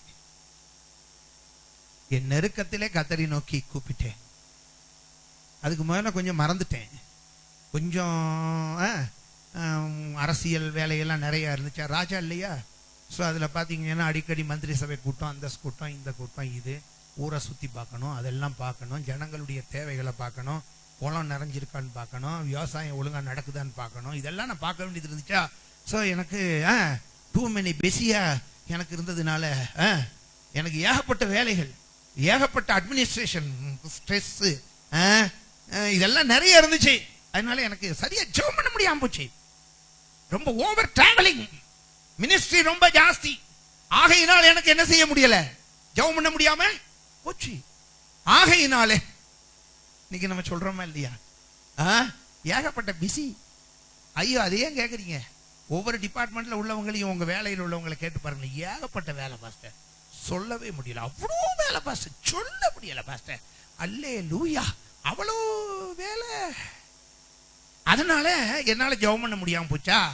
ஆண்டவர் சொல்றாரு, நீ ஜெபம் பண்ண முடியல, இப்ப பாரு, நீ தான் ராஜாவா இருப்ப, நீ தான் அட்மினிஸ்ட்ரேஷன் பண்ணணும், நீ தான் ஊரை சுத்தி பார்க்கணும், குளத்துல தண்ணி இருக்கான்னு பார்க்கணும், விவசாயத்தை பார்க்கணும், ஜனங்கள் வருவாங்க அவங்க குறைகளை தீக்கணும், எல்லா காரியங்களையும் நீ தான் செய்வ. ஆனாலும் அதுக்கு இடையில பாரு, நீ டைம் ஒதுக்கி என் பாதத்துக்கு வருவ. இப்ப என்ன? ஆமே, நீ டைம் அதுக்கு இடையில, இப்ப இதுவரைக்கும் என்ன சொல்லிக்கிட்டு இருந்த, நேத்து வரைக்கும் டைமே இல்ல, இப்ப பாத்தீங்கன்னா ஜெபம் இருக்குன்னு ஒரு டைம் ஒதுக்கிட்டான். எப்படி ஒதுக்குனா, இந்த நெருக்கம் தானே ஒதுக்க வச்சது. என்ன ஒரு அலையிலேயே சொல்ல மாட்டீங்களா? நெருக்கம் ஆண்டவர் சும்மா கொடுக்க மாட்டாரியா. என் நெருக்கத்துல கர்த்தரை நோக்கி கூப்பிட்டேன். ஆமே. அப்ப பாத்தீங்கன்னா அப்பதான் நமக்கு தெரியும், ஒரு நாள்ல 24 மணி நேரமா 25 மணி நேரமா எனக்கே தெரியலையே. இன்னைக்கு பாரு 2 மணி நேரம் இத்தனை வேலையும் முடிச்சிட்டேன், அதுக்கு இடையில அத்தனை காரியத்தையும் செஞ்சு முடிச்சிட்டேன், 8 மணி நேரம் தூங்கவும் செஞ்சுட்டேன். என்ன பண்ணிட்டேன்? எல்லாம் செஞ்சுட்டேன். எப்படி? அப்ப நெருக்கத்தை கர்த்தர் கொடுத்தாதான் ஆண்டவருக்கு நமக்கு இடையில இருக்கிற அந்த ரெகுலர் தொடர்பு என்ன செய்யும், எப்பொழுதும் இருந்து கொண்டே இருக்கும். அப்ப என் நெருக்கத்திலே கர்த்தரை நோக்கி கூப்பிட்டேன். அப்ப இந்த நெருக்கத்துல கர்த்தரை நோக்கி கூப்பிட்டேன். ஆண்டவர் என் விண்ணப்பத்தை கேட்டு, அல்லேலூயா. விசாலம் எப்ப வரும்? நெருக்கம், நெருக்கத்துல ஆண்டவரோடு வச்சிருக்கிற தொடர்பு, அதுக்கு அப்புறம் தான் விசாலம். ஆமே.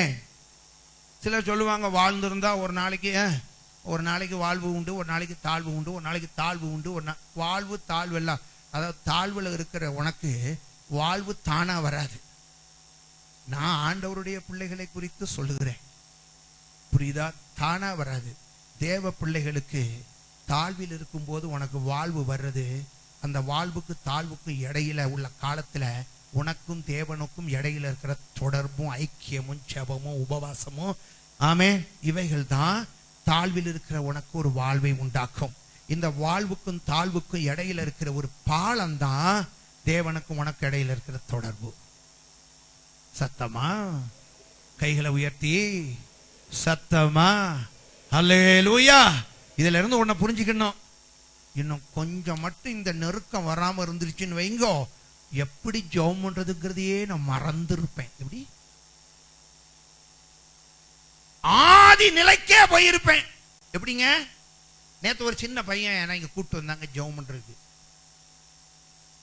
அதே மாதிரி எவனேசர் அடுத்த ஆராதனைக்கு வாரேன்னு இருக்காங்க, பார்ப்போம். அப்ப அந்த பையன் கிட்ட நான் கேட்டேன், அவன் பாத்தீங்கன்னு சொன்னா பயங்கர குறும்பு பண்றான். குறும்புன்னு சொன்னா குறும்பு, அதே மாதிரி குறும்பு என் வாழ்நாள்ல நான் பண்ணினதும் இல்லை பார்த்ததும் இல்லை. உண்மையா நான் குறும்பு பண்ணியிருக்கேன்னு சொல்றாங்க, ஆனா அவன் முன்னுக்கு நின்னு சொன்னா நான் மைனஸ் தான். அந்த குறும்பு பண்ணான். அந்த அம்மா அந்த பையனை பத்தி என்கிட்ட சொன்னாங்க. அவன் அந்த அம்மா கிட்ட, அம்மா கொஞ்சம் காதை கூட, கொஞ்சம் காதை கூடனா. நான் சொன்னேன், அம்மா என்னம்மா சொல்ல போறேன் இல்லாம சொல்றேன், காதை கொடுங்கன்னு. நீ வெளியே வா, உன்னை பாத்துக்கிறேங்க. நேத்து சாயங்காலம் நடந்ததுங்க. நீ வெளியே வா, உன்னை பாத்துக்கிறேங்க. யார? அந்த பாட்டியை பார்த்து. அவ்வளவு குறும்பு. அப்ப நான் அவங்கிட்ட கேட்டேன், எவனேசர் நீ ஜெபம் பண்ணுவியான்னு கேட்டேன். ஜெபம் பண்ண தெரியாதே நான், எனக்கு ஜெபம் பண்ண தெரியாதே நான். உண்மையா அது ஒரு பெயர் கிறிஸ்தவ சபையை சார்ந்த ஒரு சின்ன பையன். அவன் சொன்னா, நான் என்ன சொல்றேன் கேட்டீங்கன்னா, நெருக்கம் மட்டும் வராம இருந்திருந்தா ஒரு நாள்ல நான் உங்களை பார்த்து கேட்கிறேன்னு வைங்க, சிஸ்டர் ஜெபம் பண்றீங்களான்னு. ஜெபம் பண்ண தெரியாதே, மறந்து வைத்தனே அப்படின்னு சொல்லி இந்த ரெகுலர் டச் ஆண்டவர் கூட நம்ம வைக்க வச்சது இந்த நெருக்கம் தான் ஐயா. இந்த நெருக்கத்துக்காக ஒரு அல்லேலியா போடுங்க. நெருக்கமும் கொடுக்கிறாரு. நெருக்கத்துக்கு இடையில பாத்தீங்கன்னா அவரே கையவும் விரிச்சு வச்சுக்கிட்டே இருக்காரு. வா வா வா, நான் தஞ்சத்துக்கு இருக்கேன், பா வாப்பா. அல்லேலூயா. நெருக்கப்படுகிற காலத்திலே அவரே தஞ்சமானவர். ஆமே. இந்த நெருக்கப்படுறது நல்லது. நீங்க வேதத்தை பாருங்க, எலிசா தீர்க்கதரிசியின் காலத்துல ஏற்பட்ட, அவங்க குடியிருந்த இடத்துல, அது ஒரு சின்ன இடம்.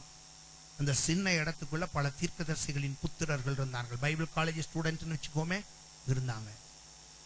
அந்த நெருக்கம் தான் அவர்களுக்குள்ள ஒரு எண்ணத்தை உண்டாக்கியது. எங்க போவோம்? யோர்தான் நதி மட்டும் போவோம், மரங்களை வெட்டுவோம், கொண்டு வருவோம். பைபிள் காலேஜை கொஞ்சம் பெருசாக்கிடுவோம். பைபிள் காலேஜ் என்ன செய்வோம்? நெருக்கம் இல்லைன்னா தரிசனம் வராது. ஆமே. நெருக்கம் இல்லைன்னா தரிசனம் வராது. சரியா? நீங்க பாருங்க, இந்த யோவானை குறித்து நீங்க வேதத்துல பாருங்க, எதன் நடுவிலே அவனுக்கு தரிசனம் கிடைச்சது? விசேஷித்த தரிசனம் அவனுக்கு எப்ப கிடைச்சது? ஒரு நெருக்கத்தின் நடுவில தான்.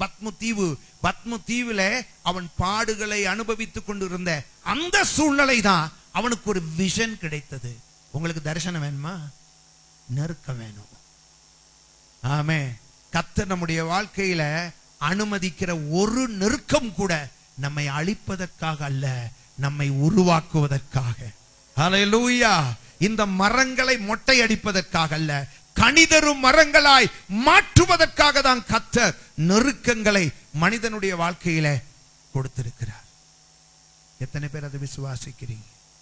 இதுவரைக்கும் நெருக்கம்னாலே பிடிக்காதவங்க, எனக்கு அப்படி அந்த வார்த்தையே பிடிக்காதுன்னு சொல்லுவாங்க.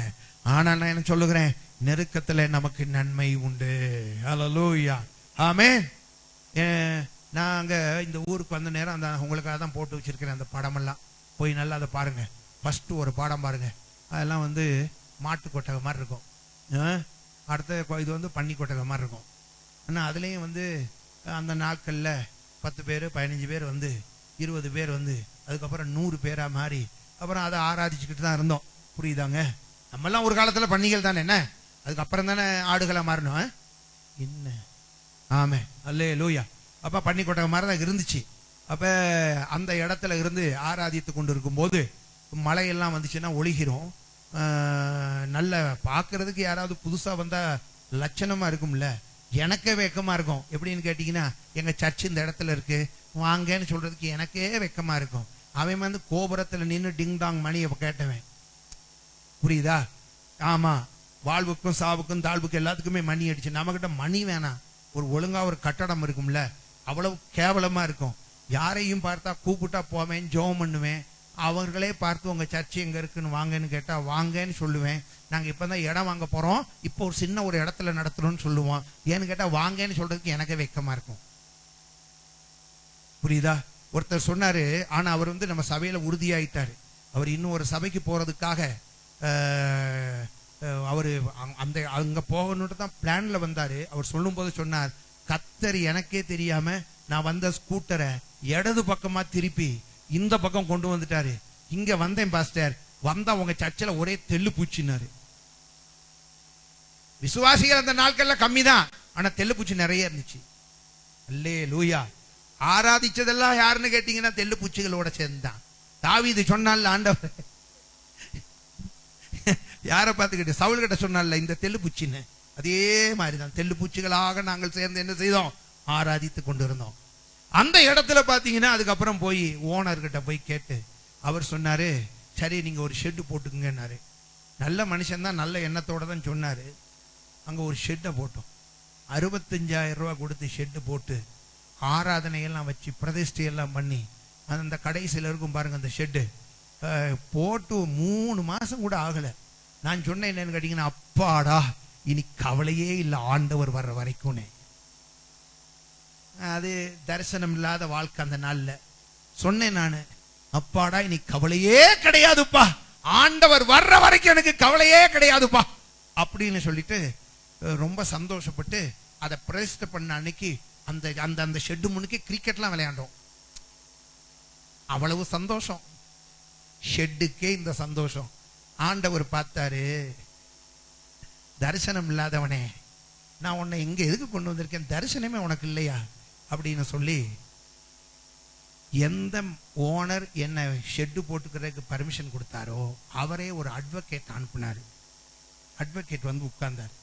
அவர் சொன்னாரு, 3 மாசத்துக்குள்ள இந்த இடத்த வாங்குங்க, இல்லைன்னா வித்து விடுவோம்னாரு. இப்படி எப்படி இருக்கும்? அந்த பிரஷர் தான் இந்த ஆலயத்தை கொண்டு வர்றதுக்கு காரணம். அன்றைக்கு அந்த நெருக்கம் ஏற்படலைன்னா இன்றைக்கு நாங்க அந்த கூடாரத்துல இருந்துதான் ஆராதித்து கொண்டு இருந்திருப்போம்.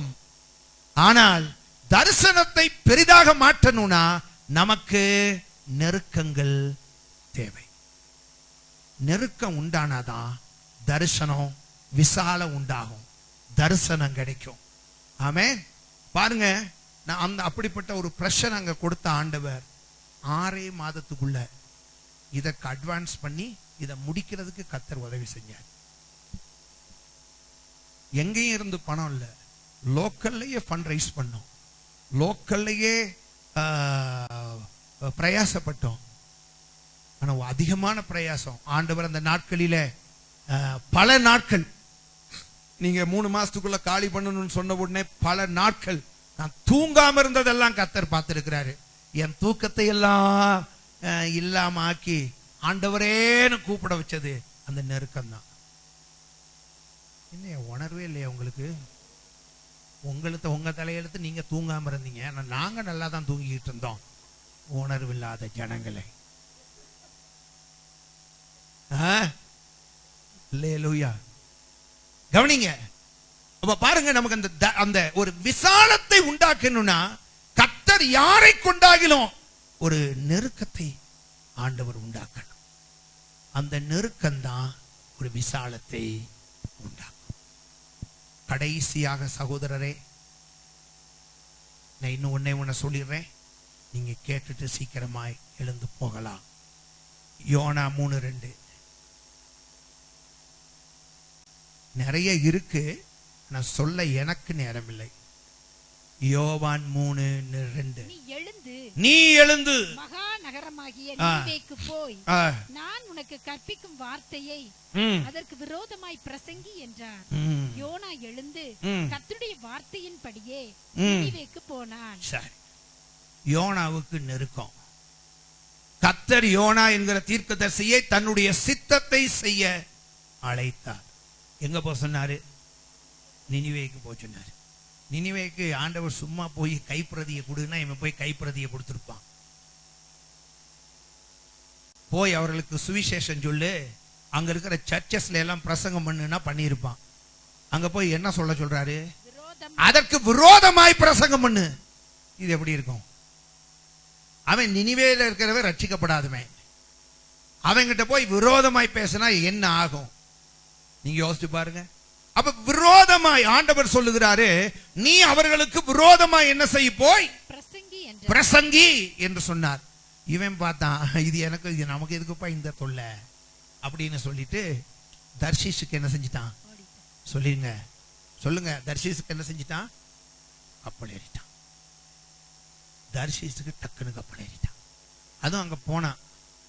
ஏற்கனவே நெட்ல எல்லாமே பார்க்கவே இல்லை, சீட் இருக்கா புரியுதாங்க, ரெட் பஸ்ல சீட் இருக்கா, இல்லாட்டி ரெட் ஷிப்ல சீட் இருக்கா, இதெல்லாமே பார்க்கல. அவன் பாத்தீங்கன்னா நேரா ஓடினான் துறைமுகத்துக்கு. அங்க ஒரு கப்பல் பாத்தீங்கன்னா ரெடியா புறப்பட்டுக்கிட்டு நிக்குது. இவன் அங்க போய் கேட்டான், காசு கொடுத்து கேட்டான். காசு கொடுத்து கேட்டவனே அவங்க சொன்னாங்க, எங்க போனோம்? எல்லாம் கவனிக்கணும். இவன் போய் இடத்த சொல்லி இவன் கேட்கல, இந்த கப்பல் எங்க போகுதுன்னு கேட்டான். இந்த கப்பல் எங்க போகுதுன்னா அவன் சொன்னா தர்ஷீஷ்க்கு போகுதுன்னா அங்கேயே எனக்கு டிக்கெட் கொடுங்கட்டான். எப்படி? இது சரியா? தேவ சித்தம் என்பது ஒரு குறிப்பிட்ட இடத்தை சொல்லி அங்கே போக சொல்லுவது. தேவ சித்தத்துக்கு மீறி நடக்கிறது எப்படி தெரியுமா? அந்த கப்பல் எங்கே போகிறது? நான் அங்கே போகிறேன். இந்த கப்பல் எங்கே போகிறது? நான் அங்கே போகிறேன். உடனே கேட்ட உடனே பார்த்தீங்கன்னா டிக்கெட், அவன் என்ன சொல்லிட்டான், டிக்கெட்லாம் இருக்குங்க வாங்கண்ணா. வசனம் என்ன தெரியுமா சொல்லியிருக்கு? அவன் பார்த்தீங்கன்னா கீழ்த்தட்டில் போய் என்ன செஞ்சானா? என்ன செஞ்சான்? நித்திரை பண்ணினான். செமி ஸ்லீப்பர்லாம் கிடையாது, பர்த்டே கொடுத்துட்டான். எப்படிங்க? செமி ஸ்லீப்பர் கிடையாது, கவர்மெண்ட் பஸ்ல மாதிரி கிடையாதுங்க, கேபிஎன் மாதிரியும் கிடையாது, பர்த்டே கொடுத்துட்டான், படுத்துக்கொண்டான். சில வேலைகள்ல தேவ சித்தத்துக்கு விரோதமா போனா கூட இப்படி எல்லாம் வசதியை பிசாசு செஞ்சு கொடுப்பான். ஏன்னு கேட்டா, நினிவேக்கு விரோதமாய் போய் இவன் பிரசங்கித்தா ஜனங்கள் ரட்சிக்கப்பட்டுருவாங்க. ஆகையினால இவனை தூங்க வச்சு எங்க அனுப்பிடுவோம். ஆமா, நீங்க நல்லா புரிஞ்சுக்கணும். நம்ம தேவ சித்தத்துக்கு மீறி மாறா போற நேரம் சில வசதிகள், சில கம்ஃபர்ட் எல்லாம் நமக்கு கிடைக்கும். நம்ம நினைச்சே போயிருக்க மாட்டோம். நம்ம என்ன நினைச்சு போறான்னு கேட்டீங்கன்னா, கப்பல்ல வாசல்ல தொத்திக்கிட்டு போனாலும் பரவாயில்ல, தரிசிச்சுக்கு போன சேர்ந்துருவோன்னு அவன் அப்படிதான் நினைச்சிட்டு போனான். எங்க போயிடலாம்? கப்பல் வாசல்ல தொத்திக்கிட்டு போனாலும் பரவாயில்ல. இந்த பசங்கள்லாம் போவாங்க பத்தியா பஸ்ல, நீ எப்படி போவியா? போகாத, படியில் பயணம் நொடியில் மரணம் அப்படின்னு நாம் சொல்ல பஸ்ல போட்டிருக்கு. கவனிங்க, தொத்திக்கிட்டு போவாங்கல்ல, அதே மாதிரி இவன் தொத்திக்கிட்டே சொல்லுங்க போகலான்னு தான் நினைச்சான். ஆனா தேவ சித்தத்தை மீறி போற நேரம் சில வேலைகள்ல கேட்காமலே இடம் கிடைக்கும். நல்லா கவனிங்க, கேட்காமலே இடம் கிடைக்கும். நம்ம கேட்கறதுக்கு அதிகமா வசதியும் கிடைக்கும். அதெல்லாம் கிடைச்ச உடனே இது தேவ சித்தம்னு நினைச்சிடப்படாது. தேவ சித்தம்னு சொல்லுங்க நினைத்து விட கூடாது. நான் போன உடனே எனக்கு கிடைச்சிருச்சு இடம் இல்ல. என்னை கொண்டு வந்து சிலர் சிக்கல்ல விட்டாங்க. இந்த விசுவாசிகள்ல சிலர் என்னன்னு கேட்டீங்கன்னா, பாஸ்டர் பையன் இவ்வளவு மார்க் எடுத்திருக்கான், என் பொண்ணு இவ்வளவு மார்க் எடுத்திருக்கு, பாஸ்டர் என்ன பண்ணன்னு தெரியல, எந்த குரூப்புக்கு போகன்னு தெரியல, நீங்க தான் ஜெபம் பண்ணி சொல்லுங்கன்னு. நான் என்ன ஜெபம் பண்ணி சொல்ல? எனக்கு என்ன செய்யன்னு தெரியாது. ஒரே ஜெபந்தான், ஆண்டவரை ஏற்ற பாதையை தரவும் மற்ற எல்லாம் அடைச்சு விடுவோம். அவ்வளவுதான். ஏற்ற பாதையை திறந்துரும், மற்ற பாதை எல்லாத்தையும் அடைச்சிரும். இவன் அங்க போய் கேட்டான்னு சொன்னா இவன் வச்சிருக்கிற காசுக்கு அதிகமா இவன் கேட்கணும், இவன் திரும்பி வந்துடுவான். இவன் வச்சிருக்கிற காசுக்கு அதிகமா இவன் என்ன செய்யணும்? கேட்கணும். இவன் பட்ஜெட்டை தாண்டி போறதை பார்த்தா இவனுக்கு ஷாக்கா இவன் திரும்பி வந்துடணும், திரும்ப இங்க போகணும். இங்க போனா என்ன சொல்லணும் கேட்டீங்கன்னா, எவ்வளவு மார்க்? இவ்வளவா? இந்த மார்க்குக்கு கொடுக்க மாட்டேன் போ அப்படின்னு சொல்லிடணும். உமக்கு ஏற்ற இடம் இதுவோ அந்த இடத்துல கொண்டு போய் அப்படி பிக்ஸ் பண்ணிடும். நல்ல சாட்சிகளை எல்லாம் கேட்டேன். என்னன்னு கேட்டீங்கன்னா, சிலருக்கு அப்படியே ஆண்டவர் செஞ்சுட்டாராம். ஆமே அல்லேலூயா. ஏன்னு கேட்டா, இது பாஸ்டருக்கு ரொம்ப சிக்கலான ஒரு சூழ்நிலை. பாஸ்டர் சரியா நீங்க நடத்துங்கன்னு சொன்னா, இப்ப இருக்கிற கோர்ஸ் கத்திரிக்காய் ஒண்ணுமே நமக்கு தெரியவும் செய்யாது. அதை படிச்சா எதிர்காலத்துல என்னன்னு தெரியாது. அப்ப நம்ம போயிட்டு நீங்க இதுல போங்க, அதுல போங்க, இந்த பிரான்ச்சில் போங்க, அந்த மரத்துல ஏறிங்கன்னா அவன் மேல ஏறி உட்கார்ந்துக்கிட்டு குரங்கு மாதிரி கிச்சு கிச்சு கிச்சின்னு கத்திக்கிட்டு கிடங்க. இது எதுக்கியா இந்த தொல்லை? ஒரே வார்த்தை தான், வச்ச வாசலை திறந்துடலும், மற்ற வாசல் எல்லாம் அடைச்சு போடும். ஆமே. சில சொன்ன பாஸ்டர் அந்த காலேஜ் பாஸ்டர் அங்கதான் போனோம், கடைசியில் அங்க போயிட்டு என்ன தெரியுமா சொல்லிட்டு வந்தான், பாஸ்டர் அவங்க கேட்கிற காசு நம்மளால கட்ட முடியாது, அப்ப தேவ சித்தம் இல்லவா, இங்க போ, இங்க போய் பாரு, அங்கேயும் இல்லையா? இல்ல பாஸ்டர் அவங்க கேட்கிற மார்க் என்கிட்ட இல்ல, அதுவும் இல்லவா, இங்க போ, உனக்கு எங்க? ஐயாவோ நான் என்ன சொல்றேன்னு கேட்டீங்கன்னா, நல்லா புரிஞ்சுங்க. பெற்றோர்களுக்கு நம்ம பிள்ளைகள் சரியா மார்க்ஸ் எடுக்கலன்னு கொஞ்சம் வருத்தம் தான். சில பிள்ளைகள் மார்க் எடுக்கலன்னு வருத்தம் தான். ஆனா ஒன்ன புரிஞ்சுக்கிடுங்க, நான் உங்களை ஆறுதல் படுத்துறதுக்காக சொல்ல, உங்க பிள்ளைகளில தன்னுடைய சித்தத்தை செய்வதற்காக கர்த்தர் இப்படி மார்க்க கவுத்தி விட்டாரு. எத்தனை பேர் அதை விசுவாசிக்கிறீங்க? ஆமென். இல்லாட்டி ஒண்ணு யூஸ்லெஸ்ஸா இருக்கும், எங்கேயாவது கொண்டு போய் அதுதான் என் மார்க்குக்கு அதுதான் அப்படின்ட்டு அங்க போவ, மார்க் நல்லா இருக்கும், பணமும் இருக்கும், போய் சேர்ந்துருப்ப, எதிர்காலம் சூனியமா இருக்கும். அதனாலதான் கர்த்தர் தன் சித்தத்தை உன் பிள்ளைகள் வாழ்க்கையில செய்வதற்காக மார்க்கை குறைச்சி வச்சிருக்கிறாரு. இதுவரைக்கும் இடம் கிடைக்கல, இல்ல பாஸ்டர் எனக்கு இந்த குரூப் தான் கொடுக்க போறேன்னு சொல்லி இருக்கிறாங்க, கவலைப்படாத, அந்த குரூப்ல இருந்தே கர்த்தர் உன் பையனை உயர்த்த முடியும். விசுவாசிக்கிறீங்களா? தேவ சித்தம்னு ஒண்ணு இருக்கு. ஆமே, தேவ சித்தத்தை உன் கையில இருக்கிற பணம், படிப்பு, மார்க் நிர்ணயிக்க கூடாது. தேவனே நிர்ணயிக்க, கர்த்தரே நிர்ணயிக்க. எதிர்காலம் சுபிட்சமா இருக்கும், சூனியங்கள் ஏற்படாது, மேன்மையாய் கர்த்தர் நடத்துவார். இதையும் மீறி அவன் போன இடத்துல பாத்தீங்கன்னா ஆண்டவர் என்ன செஞ்சிட்டாரு, 3 நாள் சின்ன குடலுக்குள்ள பெரிய மனுஷன். எப்படிங்க? சின்ன குடல் பெரிய மனுஷன். யாரு? யோனா. மீனுடைய குடல் எவ்வளவு பெருசாங்க இருக்கும் நீங்க யோசிச்சு பாருங்க. சின்ன குடலுக்குள்ள பெரிய மனுஷன். உள்ள எப்படி அவனுக்கு இருந்திருக்கும்? அழுத்தம், நாட்டம், தாங்க முடியாத நிலைமை. இது எல்லாத்தையும் உள்ள நெருக்கத்துல இருந்தான். இப்ப உள்ள இருந்து கிட்ட சொல்றான், ஆண்டவரே எங்க கொண்டு போய் சித்தமா இருக்கிறீரோ நான் அங்கே போவேன் என்று ஜெயந்தியை போல் ஜெபித்தான். அல்லேலூயா, ஆமென், ஸ்தோத்திரம். நல்லா கவனிக்கணும். ஜெயந்திக்கு வருத்தம் இல்ல, தேவசித்தம் செய்யறதுக்காக ஒன்னு அர்ப்பணிச்சிருக்கன்னு அர்த்தம். கவனி. ஆண்டவரே எங்க கொண்டு போக சித்தமா இருக்கிறீரோ அங்கே என்னை கொண்டு போகும் என்று சொல்லி ஆண்டவர் சமூகத்தில் ஜெபம்னா கர்த்தர் சரியான இடத்துக்கு கொண்டு போய் அவனை விட்டாரு. அந்த இடத்துல பாத்தீங்கன்னா ஒரு பெரிய எழுப்புதல் உண்டானது. தேவ சித்தத்தை செஞ்சா கொஞ்சம் மார்க்கிலேயே ஒரு பெரிய எழுப்புதல் உண்டாகும். எத்தனை பேர் விசுவாசிக்கிறீங்க? அல்லேலூயா. கொஞ்சம் மார்க்கில் ஒரு பெரிய எழுப்புதல் உண்டாகும். ஆமென். கொஞ்சம் பணத்துல ஒரு பெரிய அறுவடை உண்டாகும். கொஞ்சம் பணத்துல ஒரு பெரிய பிசினஸ் உண்டாகும். ஆமென். கர்த்தர் அதை செய்வார். எல்லாம் தேவ சித்தம். நெருக்கம்தான் தேவ சித்தத்தை செய்வதற்கு யாருக்கு உதவியது? யோனாவுக்கு. நெருக்கம்தான் தேவ சித்தத்தை செய்ய நமக்கு உதவும். ஆமென். அதனால எல்லாரும் இந்த நெருக்கத்துக்காக, உங்க வாழ்க்கையில நீங்க கடந்து போகிற நெருக்கத்துக்காக எல்லாரும் கரங்களை உயர்த்தி 3 அல்லேலூயா போடுங்க. சத்தமா சத்தமா சத்தமா சத்தமா. ஹல்லேலூயா, ஸ்தோத்திரம். நெருக்கத்திலே அவரே நமக்கு தஞ்சம். நெருக்கப்பட்ட போது யோனா கோவப்படல, ஆண்டவர்கிட்ட வந்துட்டான்.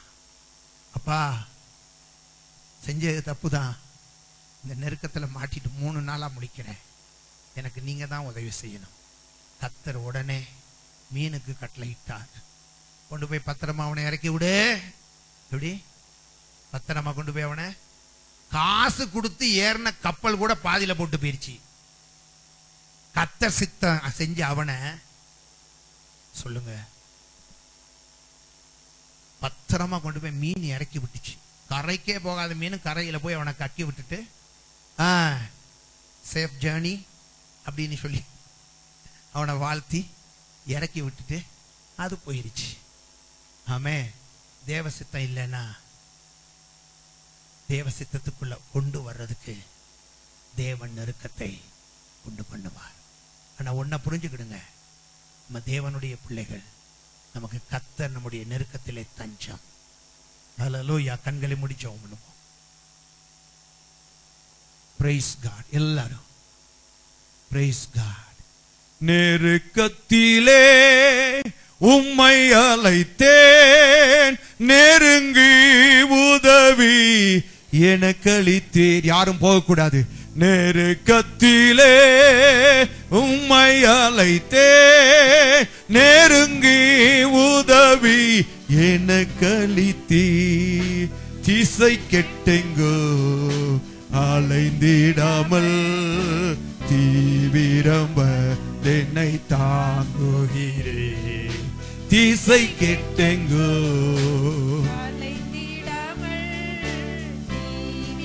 வந்தென்னை தாங்குகிறே. உம் பாதம் பணிந்தே என்னாலும் உம்மை அன்றி யாரை பாடுவே. ஏசையா உந்த நண்பு உள்ள பொங்குதே. ஏசையா உந்த நண்பு உள்ள பொங்குதே. ஏன் இதய தெய்வமே நீ எனது இறைவா, என் இதய தெய்வமே நீ எனது இறைவா அருயிரே நேசிக்கிறே இயேசுவேவோ நேசமுக என்று கண்டிடுவே நேசிக்கிறே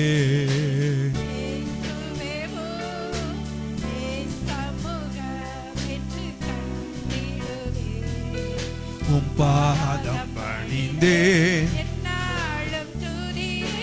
உம்மை அன்றி யாரை பாடுவே ஏசையா உந்தன் அன்பு உள்ளம் பொங்குதே ஏசையா உந்தன் அன்பு உள்ளம் பொங்குதே. கர்த்தர் நம்மோடு பேசின வார்த்தைகளுக்காக நம்ம எல்லாரும் கர்த்தரை ஸ்தோத்தரிப்போம், எல்லாரும் கர்த்தரை துதிப்போம். Praise you Lord. Hallelujah. Hallelujah. Hallelujah. Hallelujah. ஸ்தோத்திரம் ஸ்தோத்திரம் ஸ்தோத்திரம் ஸ்தோத்திரம். எங்களை அன்பாய் நேசிக்கிற எங்கள் பரலோகத்தின் பிதாவே, எங்கள் பரிசுத்தமான நல்ல தகப்பனே, அருமையான கிருபையான அற்புதமான மகிமையான இந்த நேரத்துக்காய் ஸ்தோத்திரம். இந்த நாளிலும் கூட கர்த்தாவே, கர்த்தாவே நீர் எங்களுக்கு அடைக்கலமும் ஆண்டவரே நெருக்கப்படுகிற காலங்களிலே எங்களுடைய தஞ்சமுமாயிருக்கிறபடியினால் நாங்களும் ஸ்தோத்தரிக்கிறோம். உங்க வார்த்தைகளை நாங்கள் கேட்டோம்.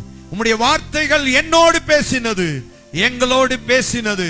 உம்முடைய வார்த்தைகளை நாங்கள் கேட்டு ஆண்டவரே ஐயா உமக்கு ஸ்தோத்திரம். நெருக்கத்தில் இருந்து விடுவிக்கப்பட, நெருக்கங்களுக்கு எங்களை தப்புவித்துக் கொள்ள கர்த்தர் நீர் எங்களுக்கு கிருபையை தருவீராக. இயேசுவின் நாமத்தினாலே நாங்கள் மனாசையை போல் இருக்க கூடாது ஆண்டவரே. ஏசப்பா உமக்கு ஸ்தோத்திரம். புழுதியாய் இருந்தோம், குப்பையிலே இருந்தோம், எங்களை நீர் தூக்கி எடுத்து இந்த மேன்மையான நிலைமையில வைத்திருக்கிறீர். உமக்கு விரோதமாய் நாங்கள் பொல்லாப்பானவைகளை செய்யாதபடிக்கு எங்களை நாங்கள் பரிசுத்தமாய் காத்துக்கொள்ள கர்த்தர் நீர் எங்களுக்கு கிருபை தருவீராக. நெருக்கத்திலே ஆண்டவரை உம்மோடு வைத்திருக்கிற ஜெப வாழ்க்கையில் நாங்கள் அதிகமாய் பெருக கர்த்தர் எங்களுக்கு உதவி செய்வீராக. இயேசுவின் நாமத்தினாலே கேட்ட வசனங்கள் அனுபவங்களாய் மாறட்டும். உம்முடைய சித்தம் செய்ய எங்களை அர்ப்பணிக்கிறோம் ஆண்டவரே. நெருக்கத்தில் இருந்து விடுவிக்கப்படுவதற்கு நாங்கள் உம்முடைய சித்தத்தை செய்ய கர்த்தர் நீர் எங்களுக்கு கிருபை தருவீராக. வந்திருக்கிற ஒவ்வொருவரையும் தேவன் நீர் ஆசீர்வதியும். தொடர்ந்து கர்த்தர் நீர் மேன்மைப்படுத்தும். நன்மைகளினால் முடிசூட்டும். வசனத்தை தொடர்ந்து தியானிக்கட்டும். வாழ்க்கையாய் மாற்றிக்கொள்ளட்டும். ஆசீர்வதிக்கப்படட்டும். இயேசுவின் நாமத்தில் ஜெபிக்கிறோம் நல்ல பிதாவே, ஆமென். என் ஆத்துமாவே கர்த்தரை ஸ்தோத்திரி, என் ஆத்துமாவே கர்த்தரை ஸ்தோத்திரி. கர்த்தர் செய்த சகல உபகாரங்களையும் மறவாதே. நம்முடைய கர்த்தராகிய இயேசு கிறிஸ்துவின் கிருபையும் பிதாவாகிய தேவனுடைய அன்பும் பரிசுத்த ஆவியானவருடைய அந்யோன்ய ஐக்கியமும் சந்தோஷமும் சகவாசமும் நம் அனைவரும்